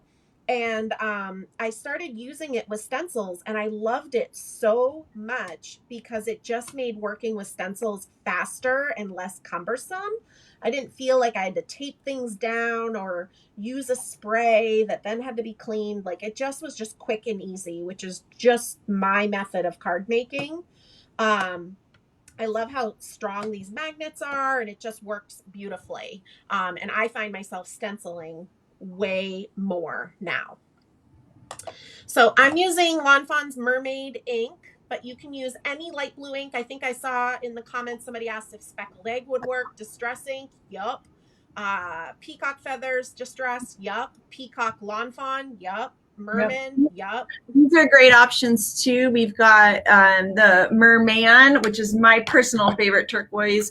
Kiddie Pool is a great one. It's one of our newer colors because it's really light if you want a light one. And then Minty Fresh is also a good one too. So if you have any of those inks, those are great ones as well. Yep. And hey, Scrappy Chic girls. I just saw they popped on, and I just want to give a quick shout out to them. They actually have been kitting a select amount of, a limited amount of kits for my online classes. So if you maybe want to try an online class with me, but you don't want to purchase all the products, Scrappy Chic in Michigan, I'm pretty sure they still have a few kits left. And, but I will tell you real quick, if you're taking this class today, you have almost all the supplies for class in the end of the month. So I'm just going to use a blender brush, but you could use an ink blending tool. Again, whatever supply it is that you like to use for stenciling. I personally just start right on the stencil.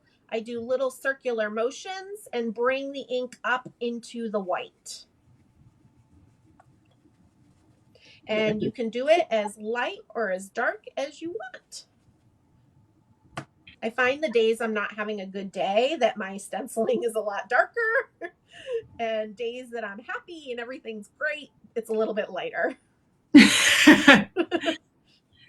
So if you ever need to just get something just out of your system. Yep. Ink blend, stencil, whatever. And you can see I'm turning the station so that it's a lot easier than going up.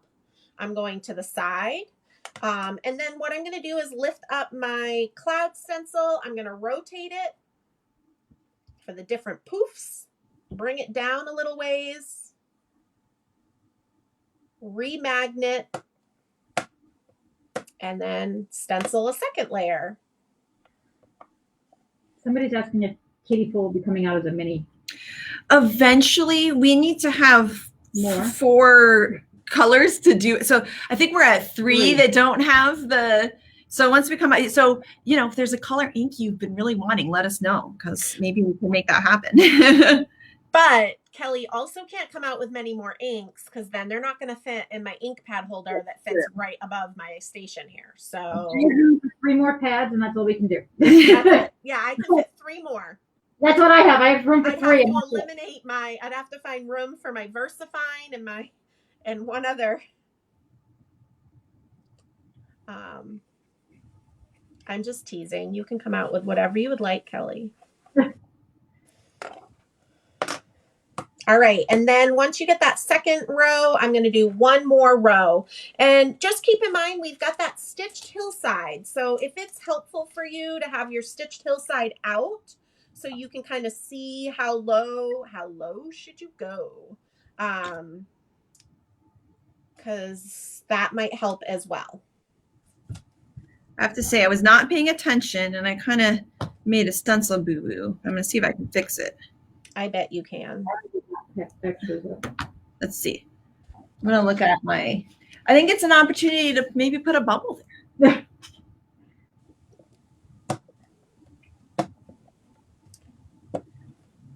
I'm just doing my 3rd layer of clouds.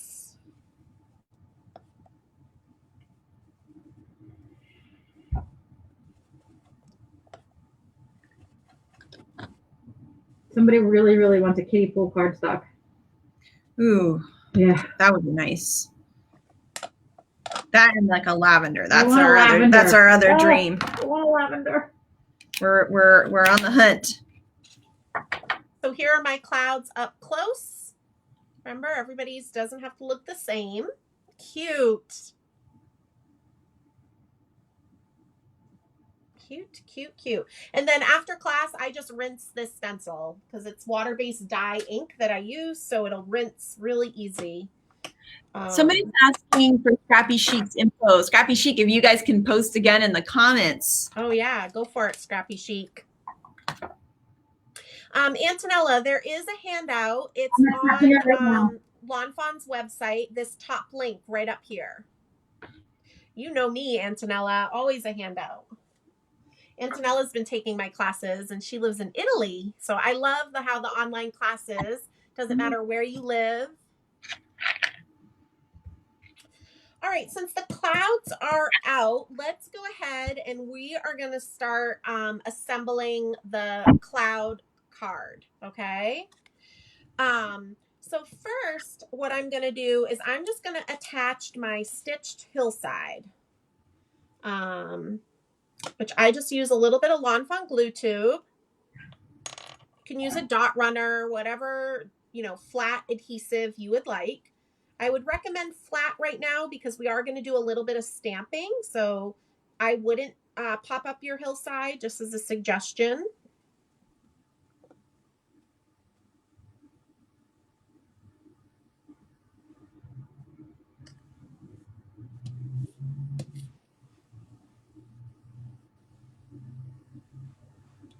Thank you, Scrappy Chic. I'll put a word in for French stamp sets. You might have some pull over there, Rebecca. I don't know. I really don't know. I know. I was gonna say. I can try. I was gonna say. So we've had a few requests for French stamps, so I will put a word in. I'll put a little bug in the ear. And I always tell people, if you have stamp suggestions or whatever, you can always email info@lawnfawn.com. Yes, please email us because we love to hear ideas. And the more, if they get the similar idea from more people.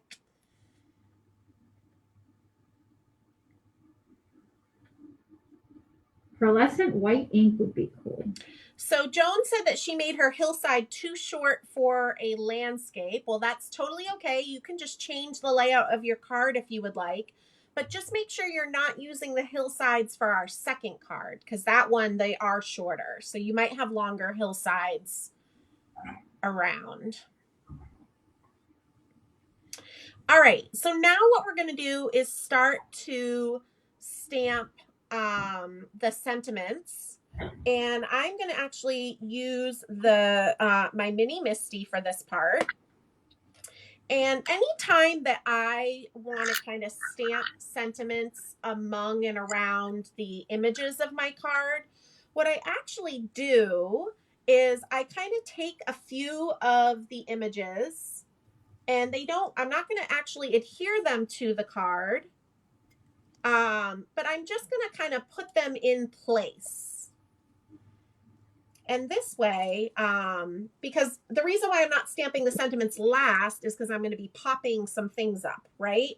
So once things are popped up, it's kind of tricky to, get the sentiments to stamp nicely. So I'm just kind of laying a few things down just to get some placement ideas. So I put my little mouse with its little wand. Then we know we're going to have a big bubble in the upper corner.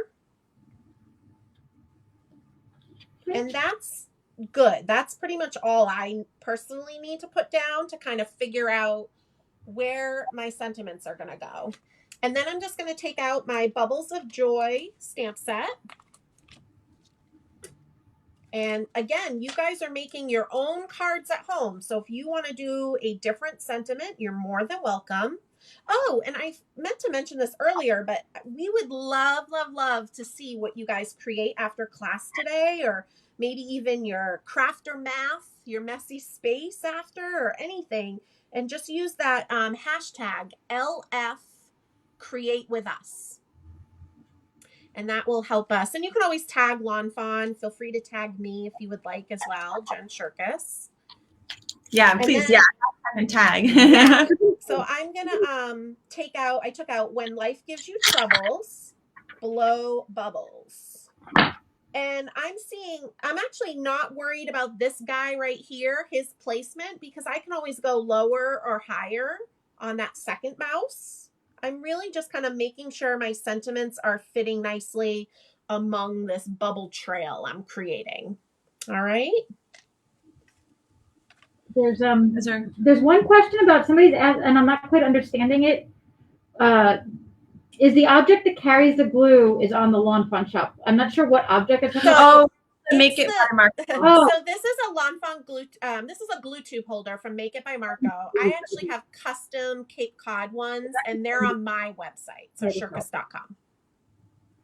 Because you guys don't have these yet, right? No, we don't. Although I think I need to talk to Rebecca about bringing them in. Yeah.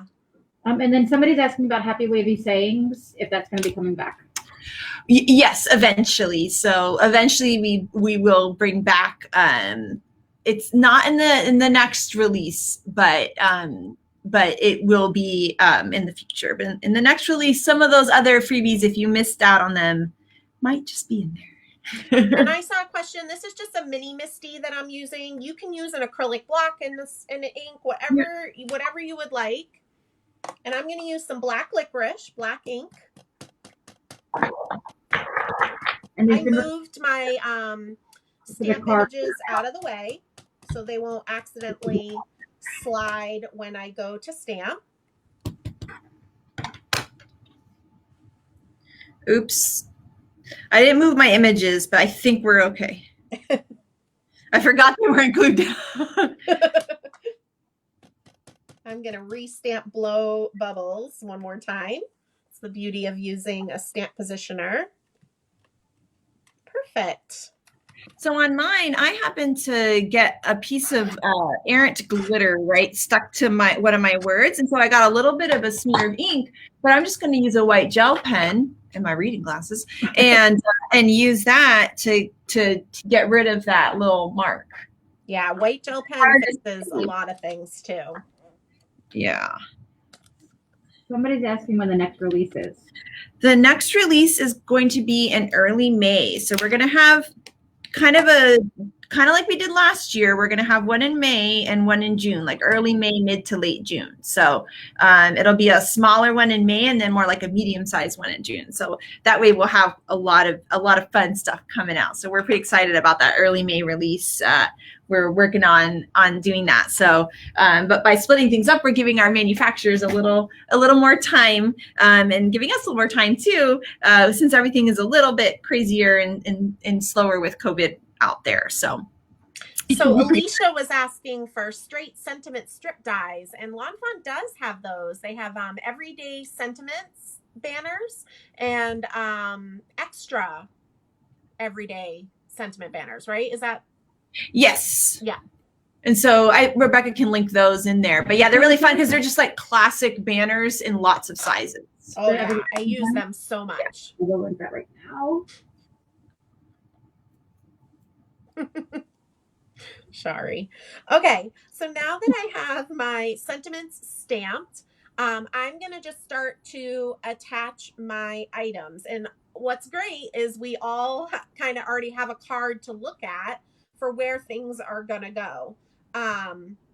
So I'm going to just start by attaching my pink bubble bottle off to the left-hand side. I'm just using some lawnfawn glue tube so it's flat. Now, one thing I want to just mention, you guys, when you're making your cards, what's really nice is to kind of mix and mingle your images flat and popped up.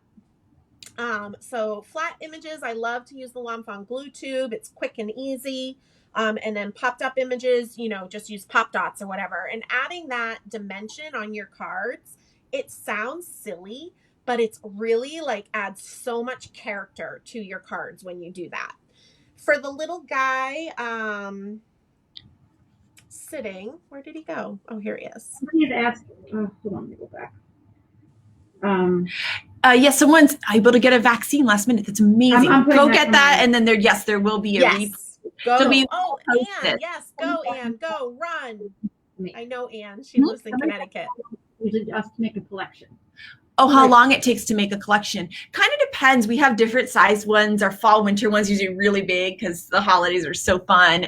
And so everything depends. Some products come by quicker. Some we're working on for like their interactive dies. Those are months and months and months of work of getting samples done, then testing, then redoing and perfecting. So something like interactive die takes a long time, and maybe like the sentiment banner dies, those are a little more simple and they take us less time.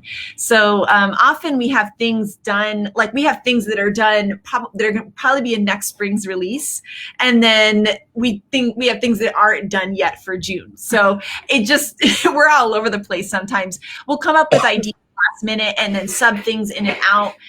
So it really depends on kind of what's going for this time. We've wanted to make some sets that really work for the times we're living in right now with everything going on with COVID. So we have some really great stuff for sending cards long distance to your friends coming out in May. So we wanted to make sure we could get those out right away. So I like to, when I have, you know, a little item like this where the bubble wand's going in the mouse's hand, I actually dabbed a little bit of lawnfawn glue tube onto his hand and then placed the wand onto that. Then I'm going to flip this over and I'm going to put a little, you know, some pop dots down and then attach that to my card. So just as a little trick for you. I saw somebody said, are we going to do more classes like this? I think Kelly and I are already chatting. We'll probably be doing another fun class like this, you know, free and open to everybody. And then my online classes are really affordable. They're actually only $18. So, and my next live class is March 27th. Somebody also, and I highly recommend that you guys, they're so much fun. It's just something, it's fun to do. You get to learn a lot. And it's just nice to all be together like this. And Jen's classes are a much more robust version of what we're doing here today. So I think you guys will love it. I think you've got an interactive in your... Yeah, we're going to make a swish and pop.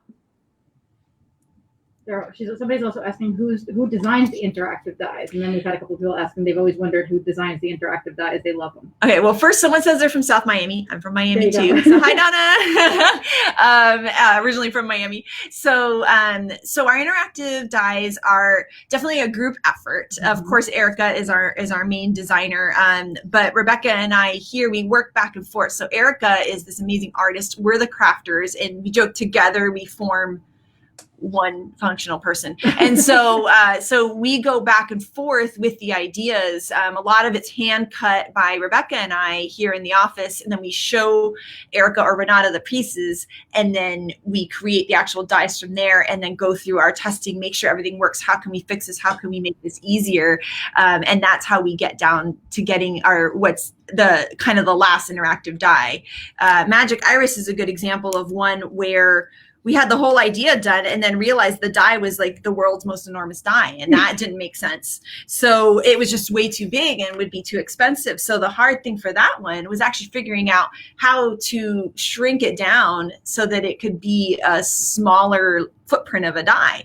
So that's kind of fun. It's fun for us to do that. It's actually my favorite part of the job, is going through all those and kind of finding a way. Even the new Swish and Pop, which is a simpler die, we thought, well, how do we eliminate guesswork, eliminate rulers, eliminate pencil lines? And so it's not only the mechanism of the die, but also creating a die that is easy to use so that you can just create cute stuff instead of sitting there measuring out, your 30 seconds of an inch. So that's why we do those. So I put down my bubble cluster here with some pop dots, and then that big bubble in the corner I did with pop dots. I adhered the mouse flat with just my glue tube, and then this little medium bubble here I did just with a glue tube on the edge of the popped up bubble.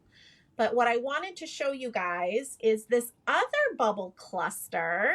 We're actually going to cut it apart and use it in kind of a different way. So what I did, and I'll hold it up to the screen, but these two bubbles on the left, I'm going to actually cut off, and I just use my scissors and just kind of follow the curve of the bubbles. And then any, kind of hang off on the other end, I'll just clean that up. And then lastly, now we have this right here. I'm going to take this single bubble over here and cut that off as well. So we'll have a bubble all on its own. And I just wanted to show you guys how fun it is to kind of look at your stamps in a different way. I mean, obviously, we love everything that lawnfawn designs for us, but it's also really fun to remember that we can kind of make the images work for whatever project we're working on, right? They don't have to stay exactly how they were designed. So what I'm going to do with this single bubble is I am attaching it between the bubble wand and the bubble cluster. Then we have those two bubbles that we cut off. That's going to go, and I'm using just my lawnfawn glue tube for these. That's going to go between the bubble cluster and the big bubble with the mouse. And then this little trio of bubbles, I'm going to put a little foam dot behind that one. And to one second, a couple people, someone was asking about what pop dots are. This is a different name for foam squares. Thank you. So product that kind of looks like this. Yeah. You could also use foam tape too. So pop dots, foam squares, foam tape, those are all kind of a similar name for the same thing. Thanks, Kelly. And this trio of bubbles is going to go down below the sentiment with foam tape or pop dots. I'm not going to stick it down yet because you'll notice on my sample, I stamped a little pop and the actual bubble pop. So I'm going to do that. And I actually, when I do teeny stamps like that, I like to use an acrylic block. So I'm getting the word pop, which is that teeny little stamp. And I'm just stamping that kind of under the BB in bubbles. Remember, it doesn't have to be identical to mine. And then the little actual pop image, which there's a couple in this set. I'm going to use the larger of the two. And I'm going to stamp that right near where I stamped the words pop.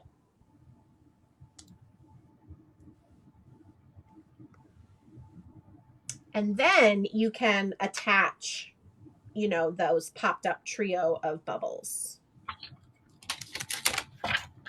For little things like this, I like using the little tiny. Yes. block. Sorry, I meant to mention that. This is one of my favorites of the lawnfawn blocks because it just works perfectly for like all the little faces that are part of the sets and everything. It's just awesome for that. And Jen, this is the larger pop. Yes, I use the larger pop that's in the upper right-hand corner of the stamp set. But Kelly, you could use either pop. Oh, because guess what? Nobody's going to see my card when they get your card in the mail. But all those people are wondering how we get a gold star. Unless you mail it to me, and then I'm just going to compare the two. You're going to compare them. Okay. Yeah. I'll mail you the card, and then you give me a gold star if I did it right. Now, something else that's fun about this card that I did, and I kind of like had one of those moments in my craft room by myself where I did a happy dance, is on the sentiment blow bubbles, I actually am covering the O with one of the single tiny bubbles that we stamped and die cut. So I'm just adding a little bit of lawnfawn glue tube to the O and then placing that teeny tiny bubble over it. And I'm sorry, that just literally made my day when I came up with that idea. Somebody's asking if there's a trick to using blocks. She says that she's the worst at using blocks. So for blocks, I like these a lot because they have grips on them, and I have pretty big hands, and they still fit in my hands really nice. But I would definitely practice on just a scrap piece of cardstock. And what I started doing was kind of practicing with how much I was going to press down. And instead of pressing down more, which is what we kind of want to do because it feels like, oh, I'll get a better image if I press down, right? I press pretty lightly, but I give the ink time to transfer. So a lot of people, when they stamp, they go, boom, so fast. You really want to stamp 1, 2, 3, lift. That's going to give your ink time to transfer, and you'll have a really nice image without having to push down hard. And that way you won't get like a smear or anything. So try that on some scrap paper. Take a small image like the little pop or something from this stamp set and go down and give yourself a 1, 2, 3 and a lift and see how your image looks and let me know what you think. And unfortunately, but probably fortunately for you guys, you can't see me right now, but if we were in an in-person class, I would demo for you. The way that I sometimes teach it is if you know anything about ballet and you think of a plie and how dainty the plie is, and I always say when you kind of go to stamp it, kind of do pinkies up, all dainty like, right? And you just go dainty down and dainty up, kind of like a plie in ballet. Again, lucky for you, you guys can't see me doing a plie right now because that would look silly. All right, so I took my cloud panel and I just used some foam squares and I added it to my perfectly plaid paper. How excited are we that lawnfawn did the remix of plaids? There was some comments about that too, by the way. Oh, I'm so glad that you guys like the remixes. If there's ever a collection that you want to see, let us know on social media or write us at info@lawnfawn.com. And the let us know. Lawnfawn addicts were wanting plaid rainbow. Yes, I've got that one on my dream wish list too. We have a brand new paper collection coming out in June, which is like, if you guys like rainbows, yeah, I'm just gonna say it's pretty amazing. If you like rainbows, if you like watercolor wishes, you might be happy. I don't know. It is real cute. But then we might need to bring back that plaid for next spring, that rainbow plaid, because that's a perfect. Oh, the gummy bears one. Oh, the gummy bears one is my favorite. So I wanted to just share with you guys, sometimes once you have a card assembled, maybe you didn't glitter all the things. Or in this case, I told you not to worry about glittering that teeny tiny bubble just because it would be too hard to hold in the bucket of glitter. So I want to just show you my trick of how to glitter things once they're on a card. Because now that we've like popped up all the things and it's all dimensional, we would never want to dip this into a bucket of glitter because that's just like a mess waiting to happen. So my trick to you guys is with the quickie glue pen, if you make sure you take the cap and you put it on the back of the pen, just so it's, you know, like a pen. I'm working on that little bubble that's on the word blow. I'm going to fill in the white area of that bubble. And I'm using the cap of the Quickie glue pen like a scoop. So I'm just taking a little bit of glitter on my scoop, and I'm going to just dump it on that bubble right over it so you can see the pile there. And then I'm going to dump it back into my glitter. Obviously, I want to kind of do whatever pathway has the least dimension. So our stitch till side is down flat. So I'm just going to go right down. And again, tapping it with the glue tube, the Quickie glue pen on your paper. And then that's an easy way to get glitter on your card after it's all assembled. Okay. So if I wanted to do this whole card, I would do image by image. So I would do the bubble wand, scoop the glitter, and then tap it off. And then I do the next bubble. I wouldn't do the whole thing because the Quickie glue pen really does dry quick. So that's my little trick for you guys for small pieces, or if you just forgot to put glitter on, which I don't know how that would ever happen. And I'm using just a paintbrush I got like a little extra on mine. And so I'm actually just using a paintbrush to just get off the extra. I also live in a very dry climate. So it's a little different than Jen's climate in Cape Cod. And so we have a little more like static. And so if you live in a dry place like I do, although it rained today, which is crazy, but you can use a paintbrush and just take those off. Yeah, we even had thunder. We had hail came inside of our warehouse 2 days ago. It's going crazy here in California.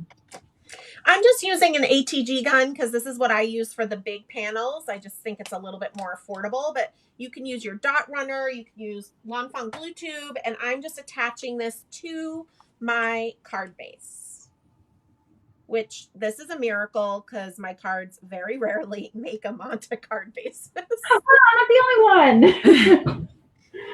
Ta-da. Proof. I just need proof on video. Yay, Kelly! Woo! Woohoo! I will tell you, I prepped everything, and you had no cases until yesterday. All right, and then we are going to work on our second card, which is just a little bit of stamping and assembling. How is everybody doing?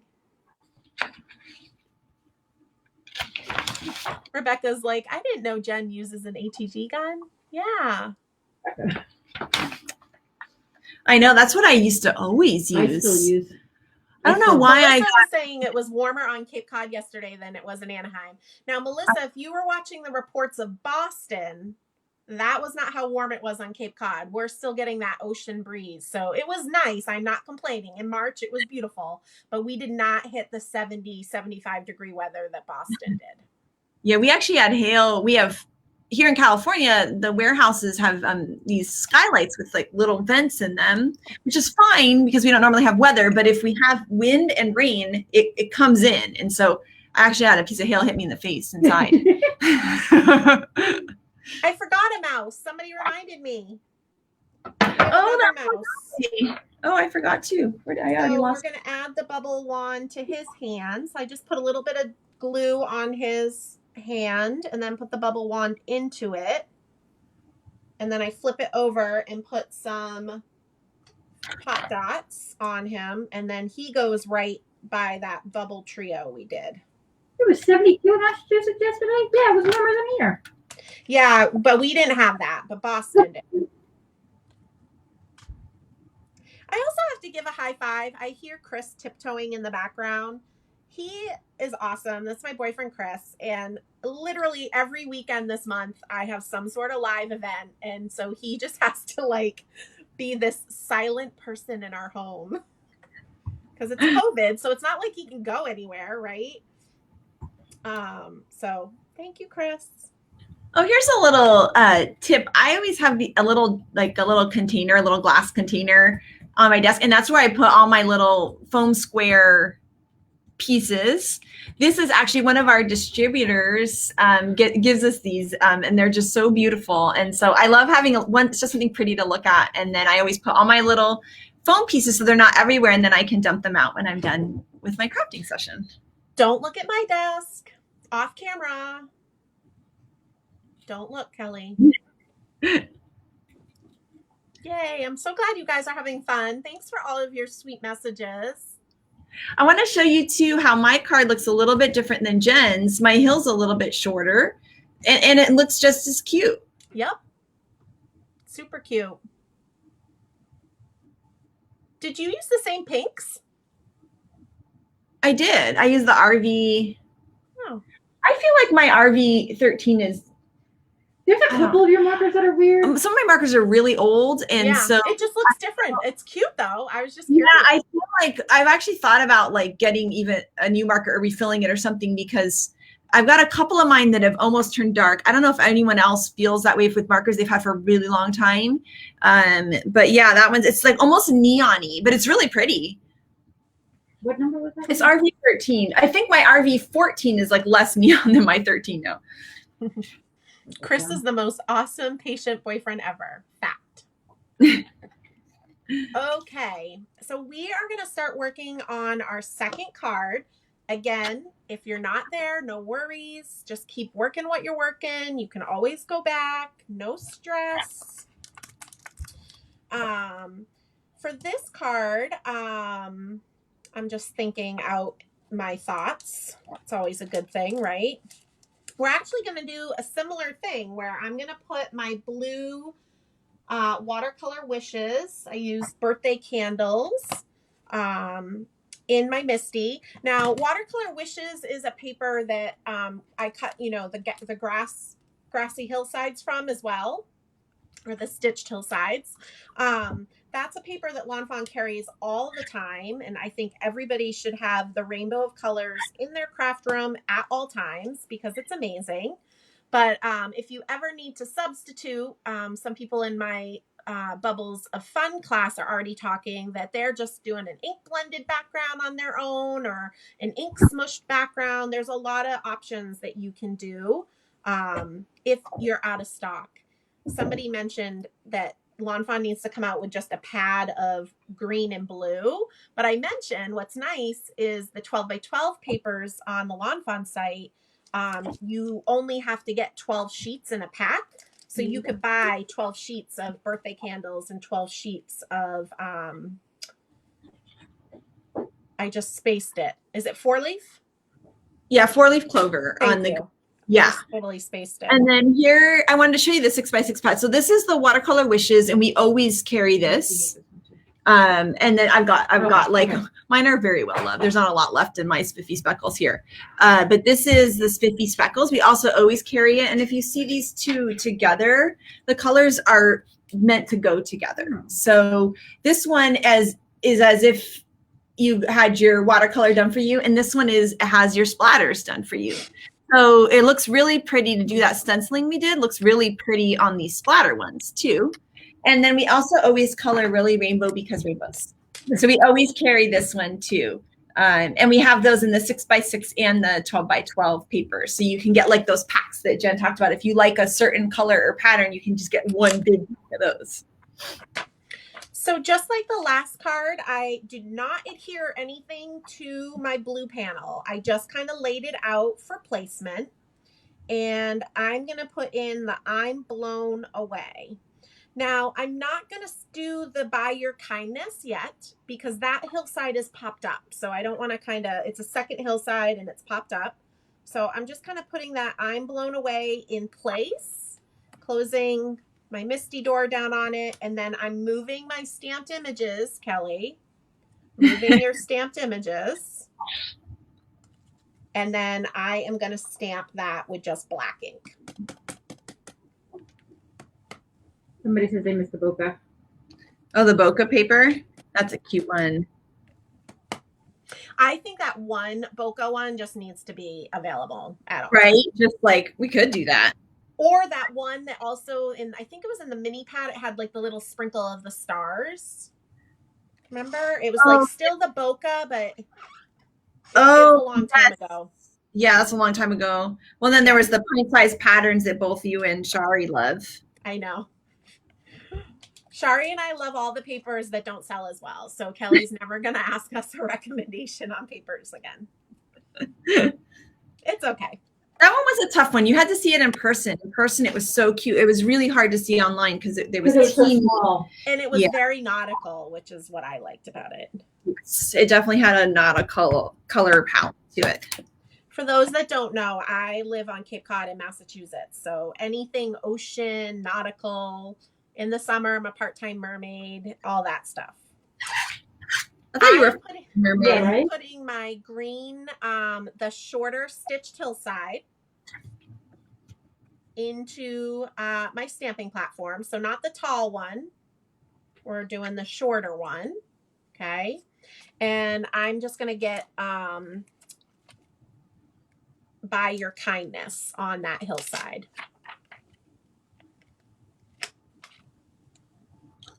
And I'm just putting it, you can see my sample. It's just going a little ways down on the hillside because we've got a little mouse that's going to sit there with a bubble bottle. So, you know, wherever, doesn't matter. It's not scientific or anything, but you just want to leave room for him to sit.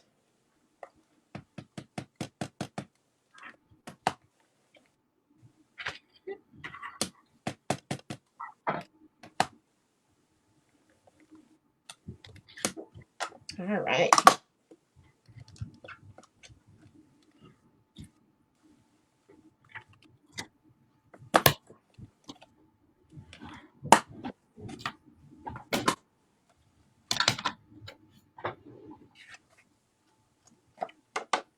And then we are just going to do some assembling. So the back hillside I did flat with just my lawnfawn glue tube.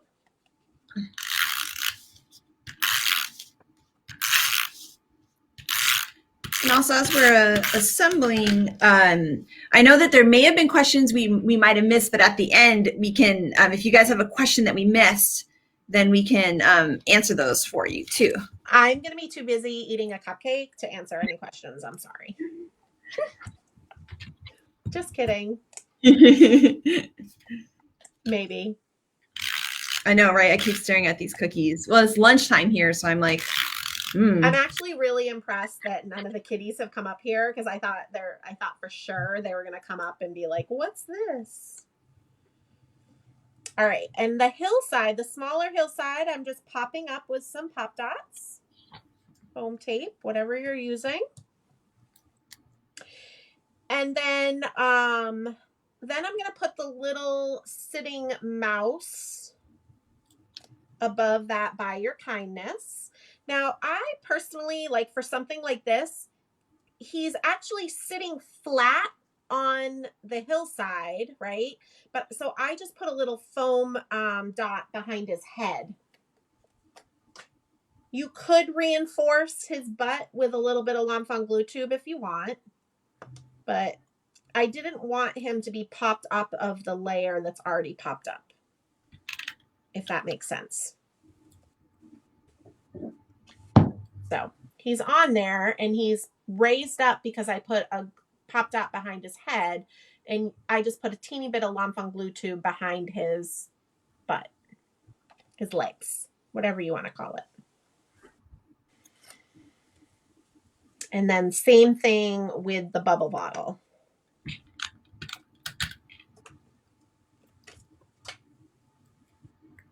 So I have the bubble bottle on the top, and I'm just, oops, I just hit my camera. Sorry, guys. And then I'm going to put a little bit of lawnfawn glue tube on the base of the bubble bottle, just like that.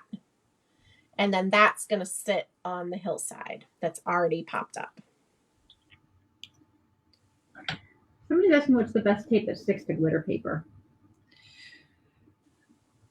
Depends on what kind of glitter paper, but a lot of times if you need something stronger, I would use some kind of double-sided tape like this. This is lawnfawns, but you could use like score tape or something if that's what you have. But this kind of tape tends to be a bit stronger than this kind of tape. So if you're looking to do that, the other thing you could do would be to take out liquid glue, which will be very strong as well. And if I want something popped up off of glitter paper, I'll put like my foam tape or my pop dots on that panel, peel the, protective layer off. And then I squeeze a little bit of lawnfawn glue tube wherever the foam tape is, and then press that onto the glitter paper. So the foam tape is essentially just acting as a razor or riser, but the glue tube is what's really holding it in place. So then everything else on this is popped up. So I just added the little wand to the little mouse's hand, just like we did before. Again, I just add a little bit of glue tube to his hand and place the wand into place.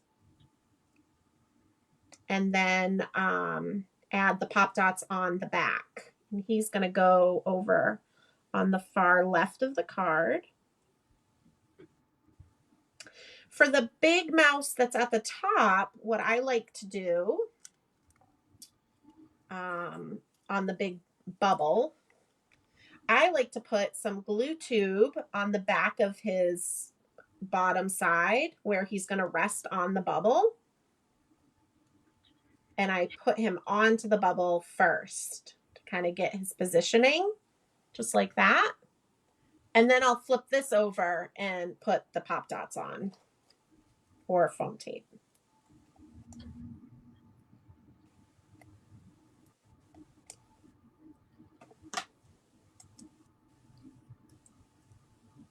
Ooh, Kelly must be concentrating. We got quiet. I know. Sorry, I'm trying to decide. My bubble turned out so pretty. I was like trying not to cover up the pretty part with the mouse. Like mouse doing that. Oh my goodness. And then there's a little double bubbles that are on that big bubble. So I just put the lawnfawn glue tube directly to the big bubble and then attach those double bubbles flat.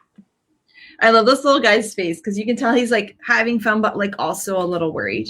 Yeah, he's kind of like, is this a smart idea, or should I be on this bubble? How did this happen? And it cracks me up. Am I going to get in trouble? Am I going to get hurt? And remember, these other single bubbles that we haven't glittered yet, we're going to do our trick at the end. So don't worry. Don't worry that they're not sparkled. My bubbles were stuck to my hand. I couldn't find them.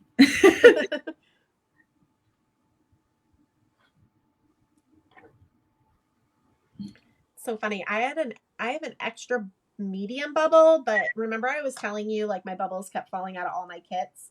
Oh yeah. I'm guessing they might be for my class. Oh no. It's fine.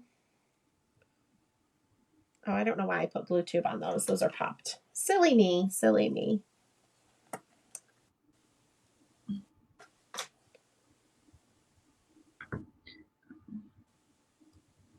Yeah, so somebody just said, I love how this makes 2 cards. And I just have to say, in my class on March 27th, we're actually going to make 3 more cards, different designs. And, you know, one of them is a swish and pop. So we'll go over that interactive card together. And some people in the class are not, you know, going to have the swish and pop die. They're going to kind of wait and see how the class goes. So you can always make a non-interactive card with the same design and layout. So we're going to make 3 different cards, and then part of your class handout is you get another 2 designs.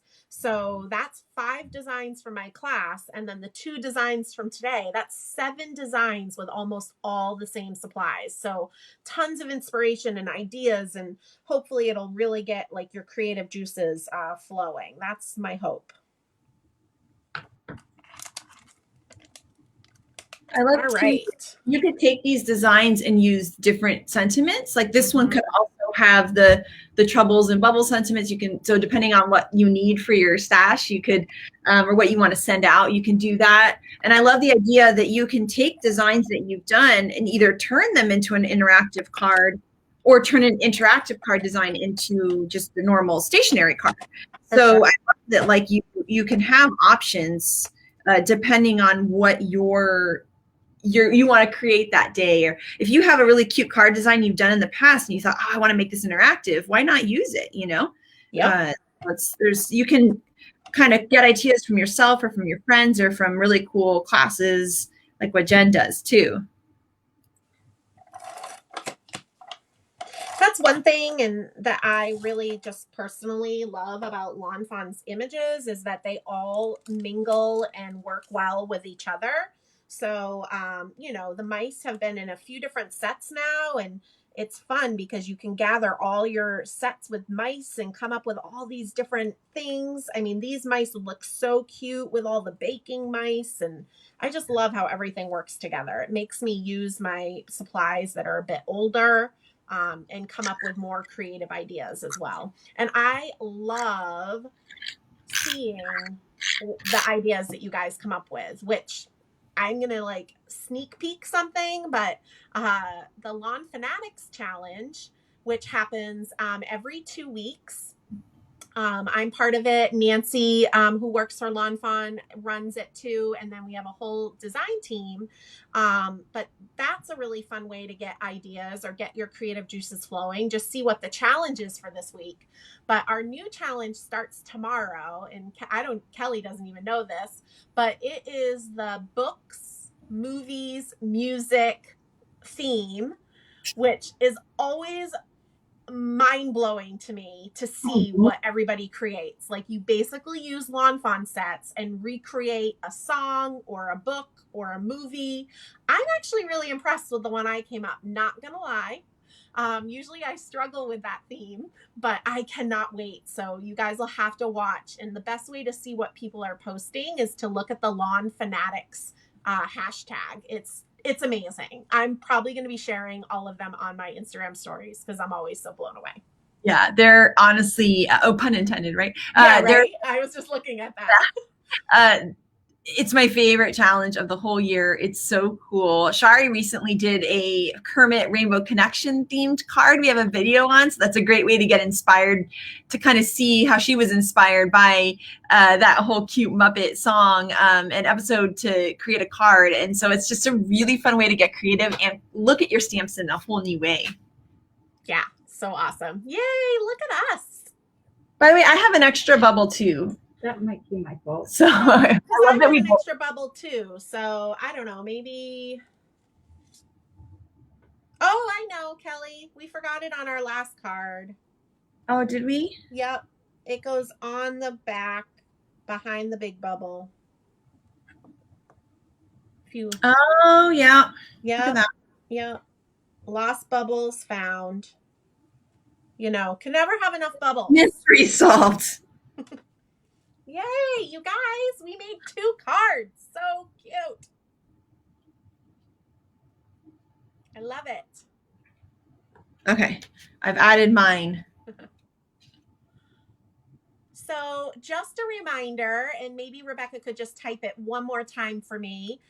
This top link is where you will find the handout that you can follow along. Like if you were just watching us today, maybe you weren't creating just yet, but it has this handout with all the coloring guides that we went over. It gives all the supply lists and all of that awesomeness. And then the second link here, which I've seen Shari's been so awesome. She's posted it quite a few times, but that's where you can find all the information for my online classes. My next one is Bubbles of Fun. It's March 27th. But there's previous classes that you could still sign up for, and you still get all the class resources and the replays. Kelly, I'm going to switch the camera so that I can say hi to everybody. If that's okay, we can be together again. Yay! So did you have fun? Yes, it was awesome. It's so fun for me. I'm always creating for videos and stuff. So to just get to take a class and create was awesome. I highly recommend Jen's classes, you guys. I mean, not just because she's my friend and I love her, but because they really are. It's just something fun, especially right now with just, I feel like, I don't know if you guys feel this way, but like sort of everything starts to feel the same, because we're all quarantined and there's just not as much. And so this is just, it's something fun to look forward to. It's something fun you can meet people in the comments and just find other people that love to create as much as we do is really, so they're really, really fun. And she teaches them for all these different releases too. So if there's like a release where you're like, oh, I bought that stamp set and I just don't know how to use it, or I want more ideas, you could look that, or you could do the, not in person, but a live class that's coming up.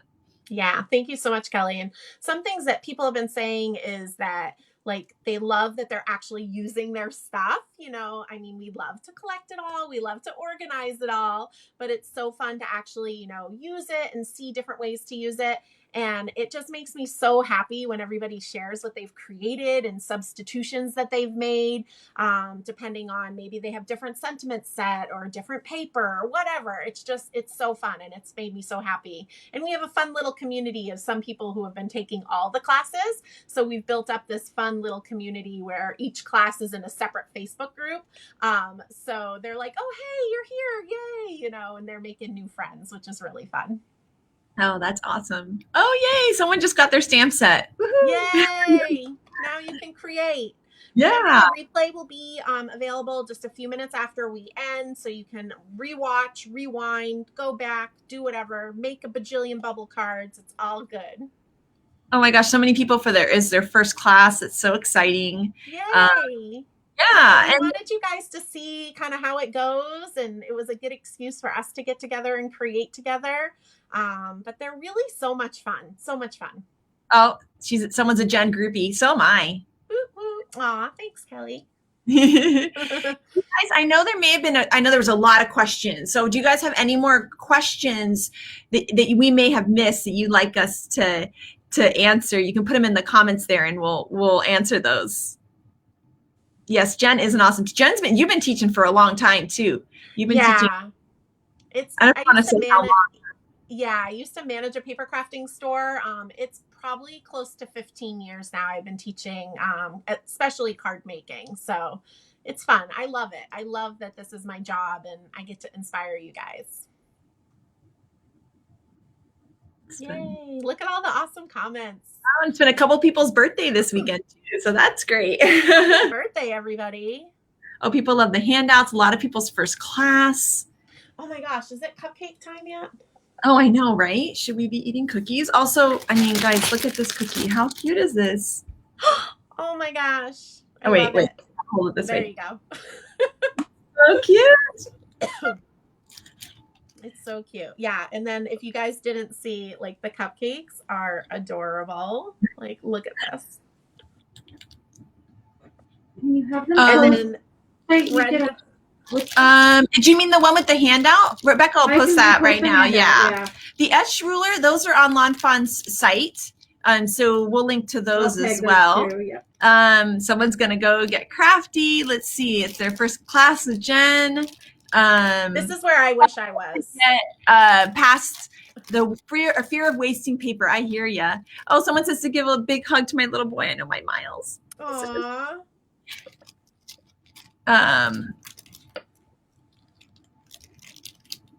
Someone wants a gorilla stamp. There have been a lot of requests. Lots of requests. Okay. Good. We like requests. Happy birthday, Lawnfawn. Yes, it's cupcake time. I'm getting my cookie out. I want to eat. I want to eat a cupcake. Sorry to all the cute decorations.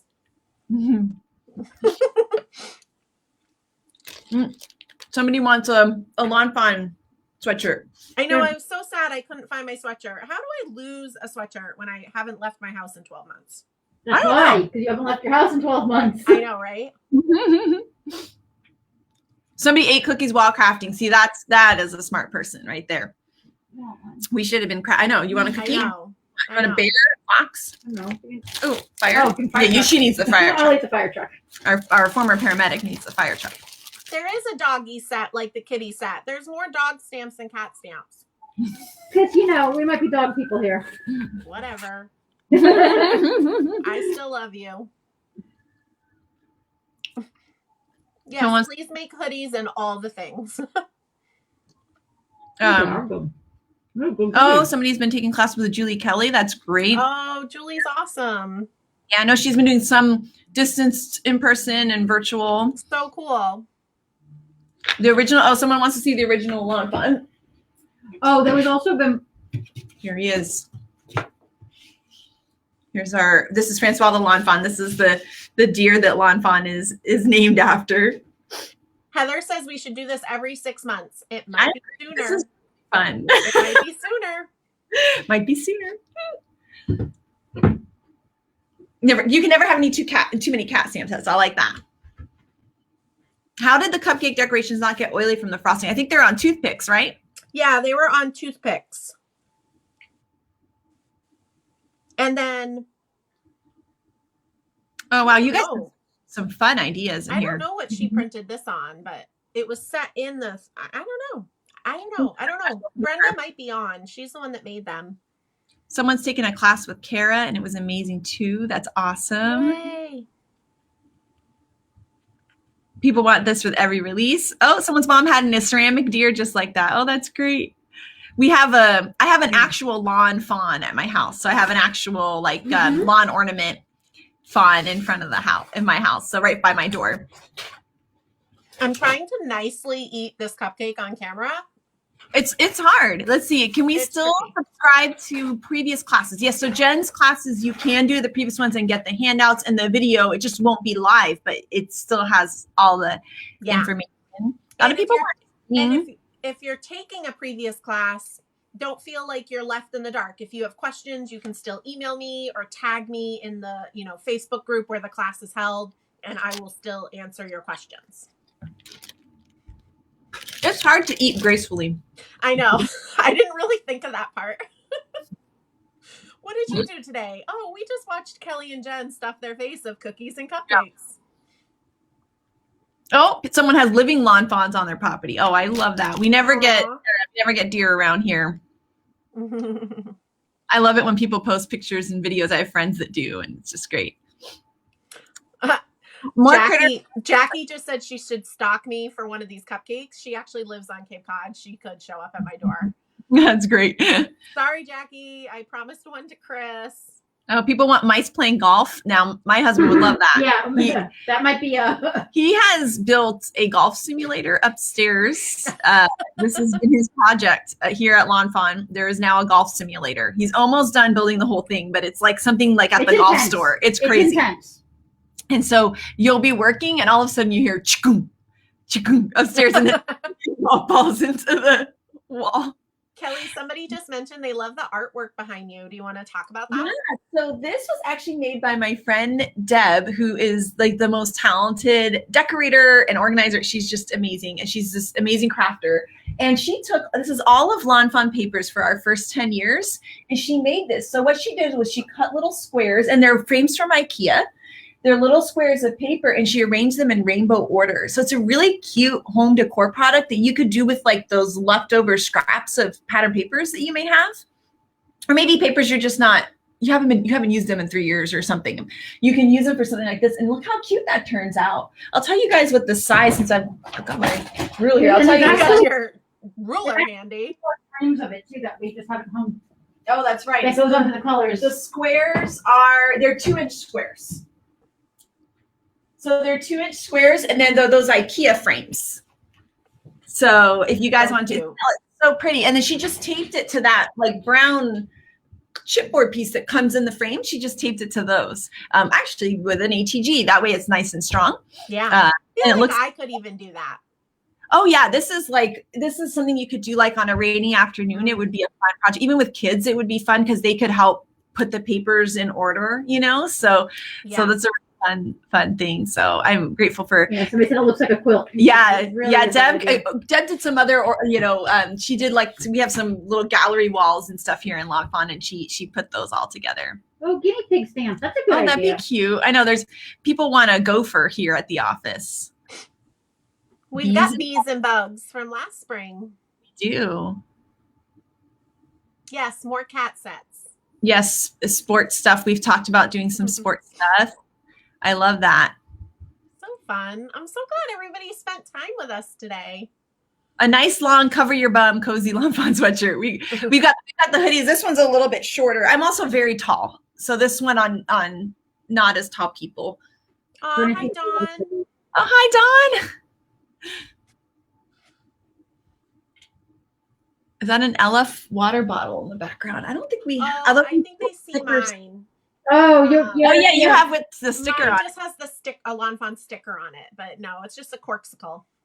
Someone's asking, this is my house. This is actually Lawn Fawn's office. So most of our office is a big open office, but this is a side room here. And this is where we film all the videos. My camera is right above here. It comes out of the ceiling. Oh, people want actual baby stamps. We could have little Miles stamps. You might be ignoring it, but a lot of people are saying more cats. Yeah. Oh, when the pandemic is over, can Jen do a class at lawnfawn, please? That would be fun. And then that you could come see me. That would be awesome. Only if Shari can come be my East Coast helper. Oh, someone was talking about Quokka stamp. I was just talking with Mindy about that. Long and loose sweatshirts, lawnfawn stickers. People are asking about the background again. Those are 2-inch squares of pattern paper cut down and taped to the inside of a frame from IKEA. How old is Miles? Miles is 9 months old. I can't believe it. It's crazy how the whole the days are long, but the years are short thing is a cliche, but it's true.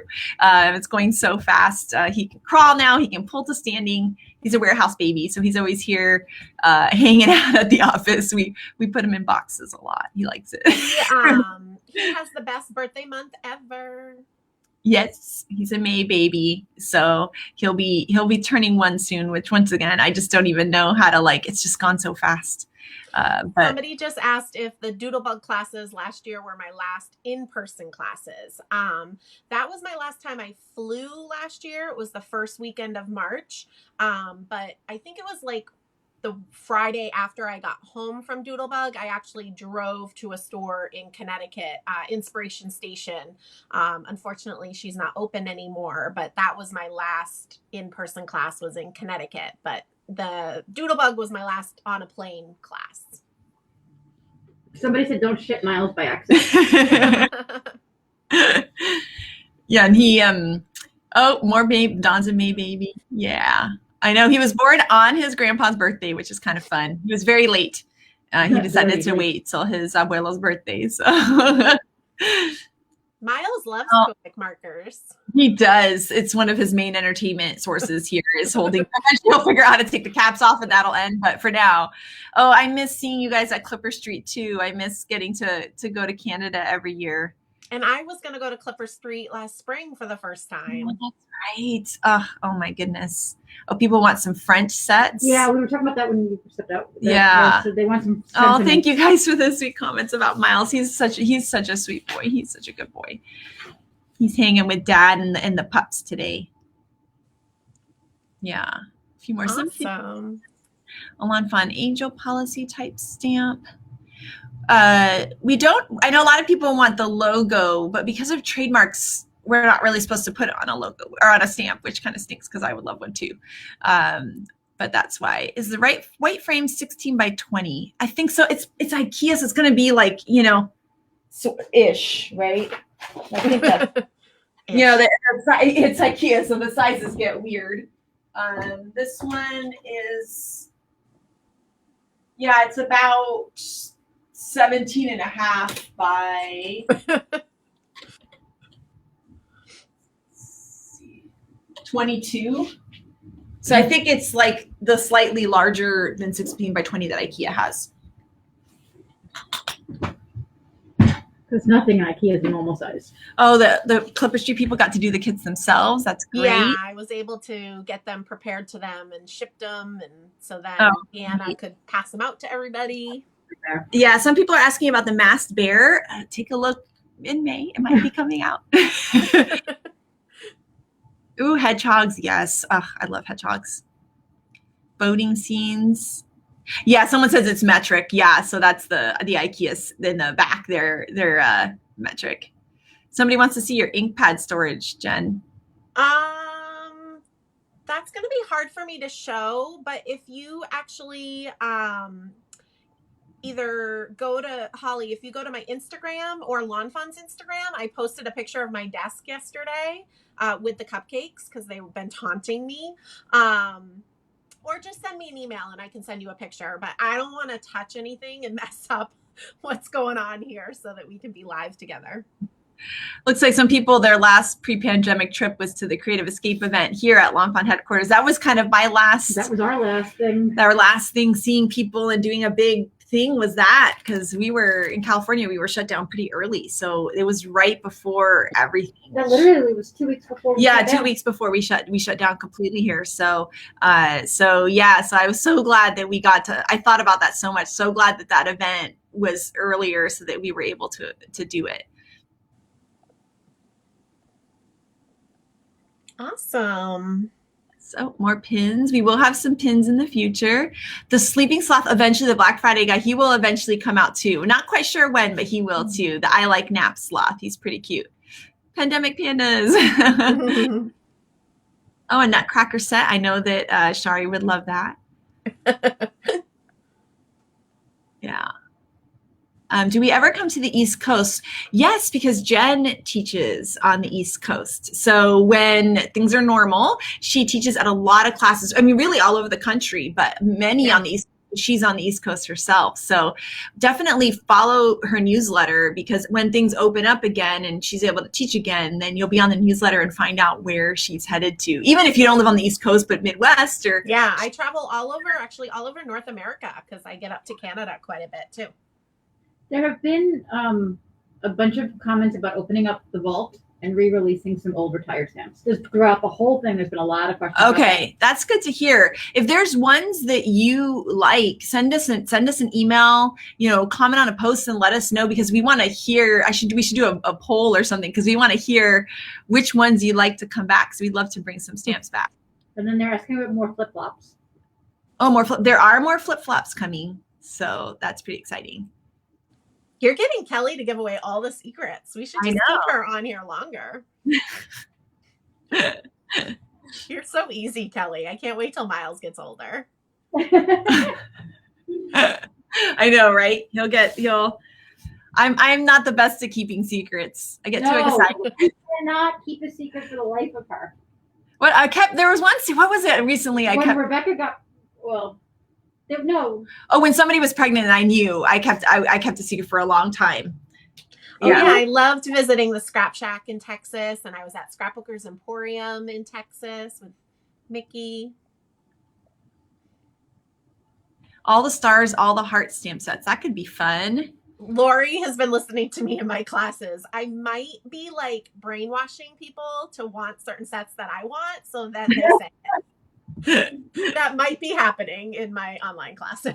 Stamptember set. So there's Stamptember. That would be, you want to write our friends at Simon Says Stamp and let them know that you want some of those to come back. The old You've Got Mail. I saw Admit One. Those are two favorites of mine too that I'd love to see back. And all the plaid papers. I'm so glad you guys love the flip-flop. They're so much fun. All the lawnfawn things. Camping sets, fun stuff. You guys have some great good ideas. I know. I'm actually writing down something so I don't forget. I was making sure we got some flip-flops in May. Woo woo.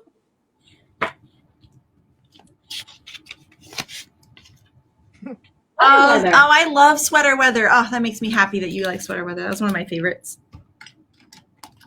Oh, hi, Kathy. Somebody's asking for a cancer awareness set. We haven't had one. There is a beautiful one by Ellen Hudson that she did where they also donate the profits. And so it's worth looking at. It's really, really pretty. The past birthday sets. We haven't had a plan to release those, but it's good to hear that you guys would like to see those. Oh, an up-to-date version of Ornate Ornaments. That could be fun. I know so many people want Merry Christmas. That's where you're going to want to write our friends at Simon Says Stamp. They did bring it back one year for Cyber Monday, so you never know. So you could let them know. Oh, Shari's also hoarding sweater weather. Shari hoards all the paper. It's helped me a few times when I've gone into my stash to kit with, and I'm like, Shari, do you have 2 more sheets of this? She's like, sure, and she ships it to me. Oh, Frosties. I know that Jen loves that. Oh, yes. A slider easel card. That could be fun. What's my all-time favorite stamp set? Oh my gosh, that's a really hard question. I mean, Critters and the Burbs is always going to be number one in my heart because it's the very first stamp set. But one of my favorites is Gleeful Gardens. I just love that one. I don't know why. I just love it so much. It's just one of the cutest ones. And then Toboggan Together for a holiday one is my favorite. I love it so much. Hi, Ginger. Ginger teaches a lot of fabulous classes too, and she's been doing online classes. Someone says, are we supposed to use the paper? Nah. Oh, I love that people have people. I love that there's love for sweater weather. I love that paper. Oh my goodness. You guys have great ideas. We're so grateful for you guys being on this with us today and crafting and creating. I hope that you've enjoyed getting to make these cards. And you have 2 cards out that would be great to also just mail out to someone. Yeah. Make somebody's day brighter. Yeah. A lot of requests for sports stamps. So I'm definitely going to have to write that down. Oh my gosh. Other people who love Gleeful Gardens as much as I do. Car Critters, accessories. Just yes, bring all. We want a summer car. Yes. I've heard kayak and then we hear surfing. Depends on where you live, right? And then we're going to hear surfboards. Oh, Upon a Star is also a top fave. And then my favorite interactive die is Magic Iris forever. Edna, it's okay. She's like, sorry, no more cats.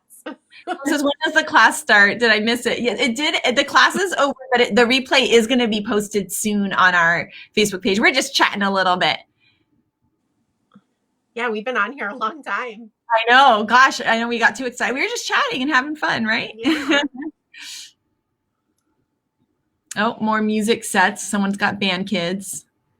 Band Nerds Forever. That's me. We now have quite a few band people working here at Lawnfawn. It's pretty exciting. A couple drum corps people, if anybody knows what drum corps is, here.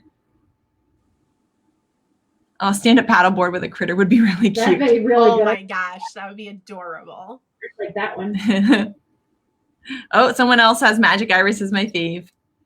Yeah, it is. It's for me. It was a labor of love. Like it was like, we wanted it to work so bad, and getting it to work was so exciting. I agree. The time has just flown by. Wow, someone's made and sent 200 birthday cards in the past year. Wow. Man, that's incredible. That's awesome. Flippin' Awesome. Flippin' Awesome is a good one. We have something coming out in May that looks really cute with Flippin' Awesome. You guys are going to like it. Mm-hmm. I just love that whole season that I could just say Flippin' Awesome the whole class. Shut the Front Door is another fun one. Yeah, that was fun too. Shut the front door. Oh my gosh, somebody's brother used to be a member of the Madison Scouts. That's awesome. If anyone else is a drum corps person, I marched Mandarins. I was going to say, is that what they're doing? Yeah. Aw, Jen should get a Jenism stamp set.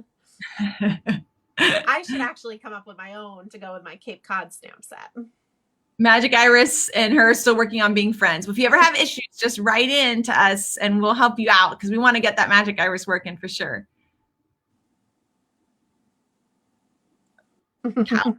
Yet, I know, right? It will be when we blink our eyes, right? Seriously, it's going so fast. More add-ons for the Scout Tree Box. That could be fun. Oh, I love all those add-ons. I know. It's such a fun one. I love the Shadow Box. Those are always cute.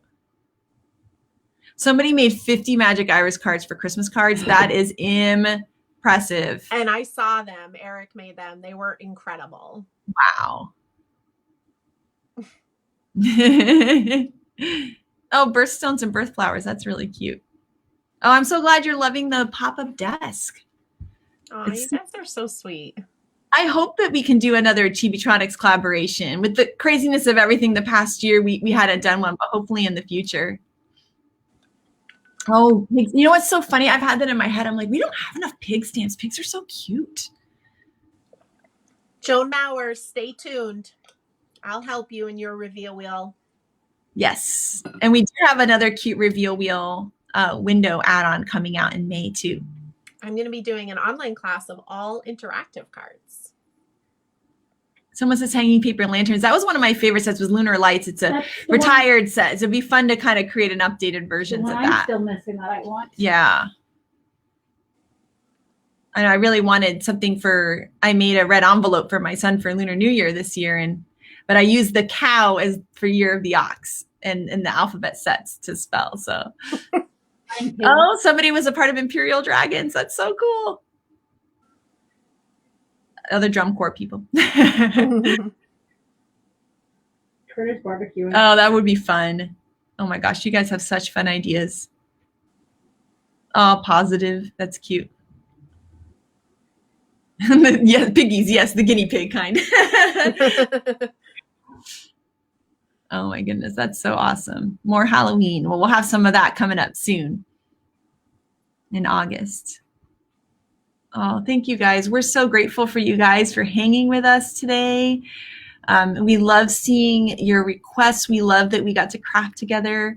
It's just so much fun. I love hearing the products that you love too, like the paper collections and retired sets.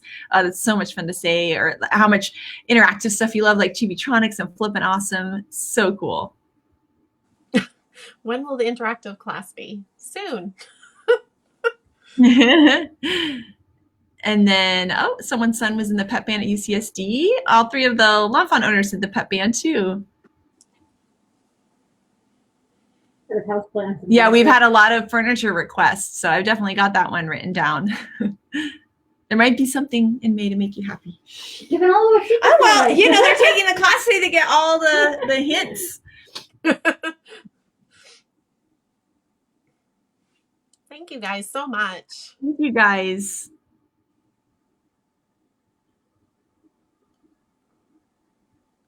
You guys have such cute ideas. Oh, bring back the Really Rainbow Christmas. I'm glad you liked that one. That was a fun one. Oh, hi, Heather. Oh, thank you for joining us. Thank you, Heather. Thank you, Monique. Oh, I'm so glad you guys are going to make picture quilt frames too. I'm so glad that you guys had fun with this. That's so awesome.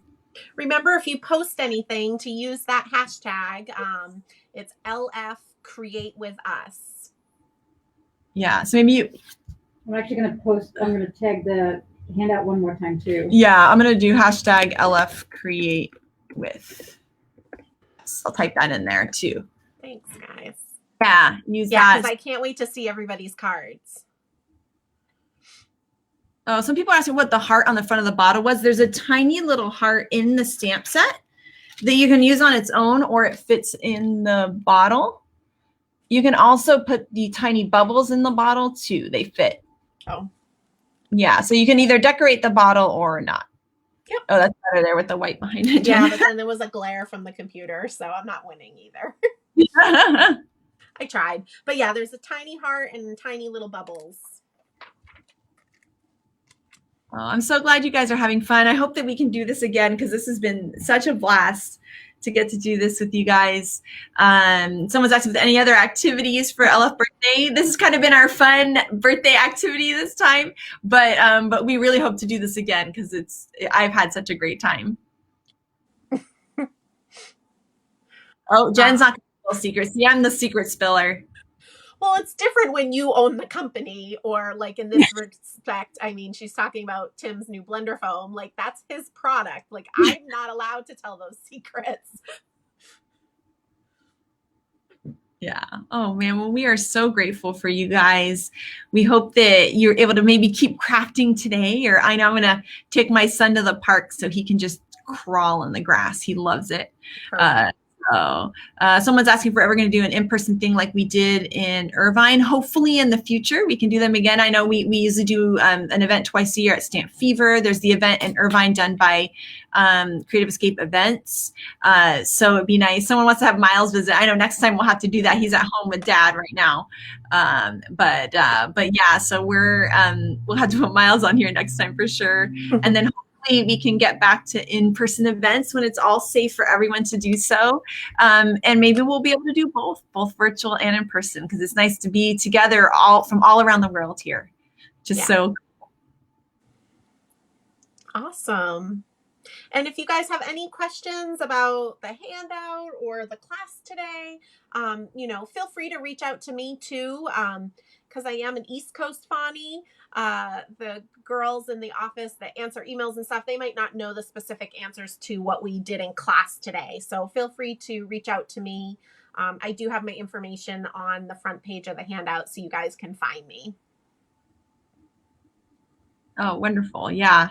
So reach out to any of us and make sure share your cards. We want to see them. I'm already so excited to go check out lawnfawn hashtag, the hashtag LF create with us. And hopefully we'll be able to all create together again soon. Yeah. Yeah. Should we say goodbye? I think so. It's hard. I don't really want to. I'm like, I know. Thank you guys so much. And Kelly, it was so fun spending the day with you and all of these awesome people. So thank you. And yeah, thank you. We'll definitely do it again. Yeah, for sure. We're grateful to you guys. We hope you had fun creating, and we can't wait to see you next time. We'll make sure to post all about it when we do the next one. Bye, guys. Bye. Thank you, guys.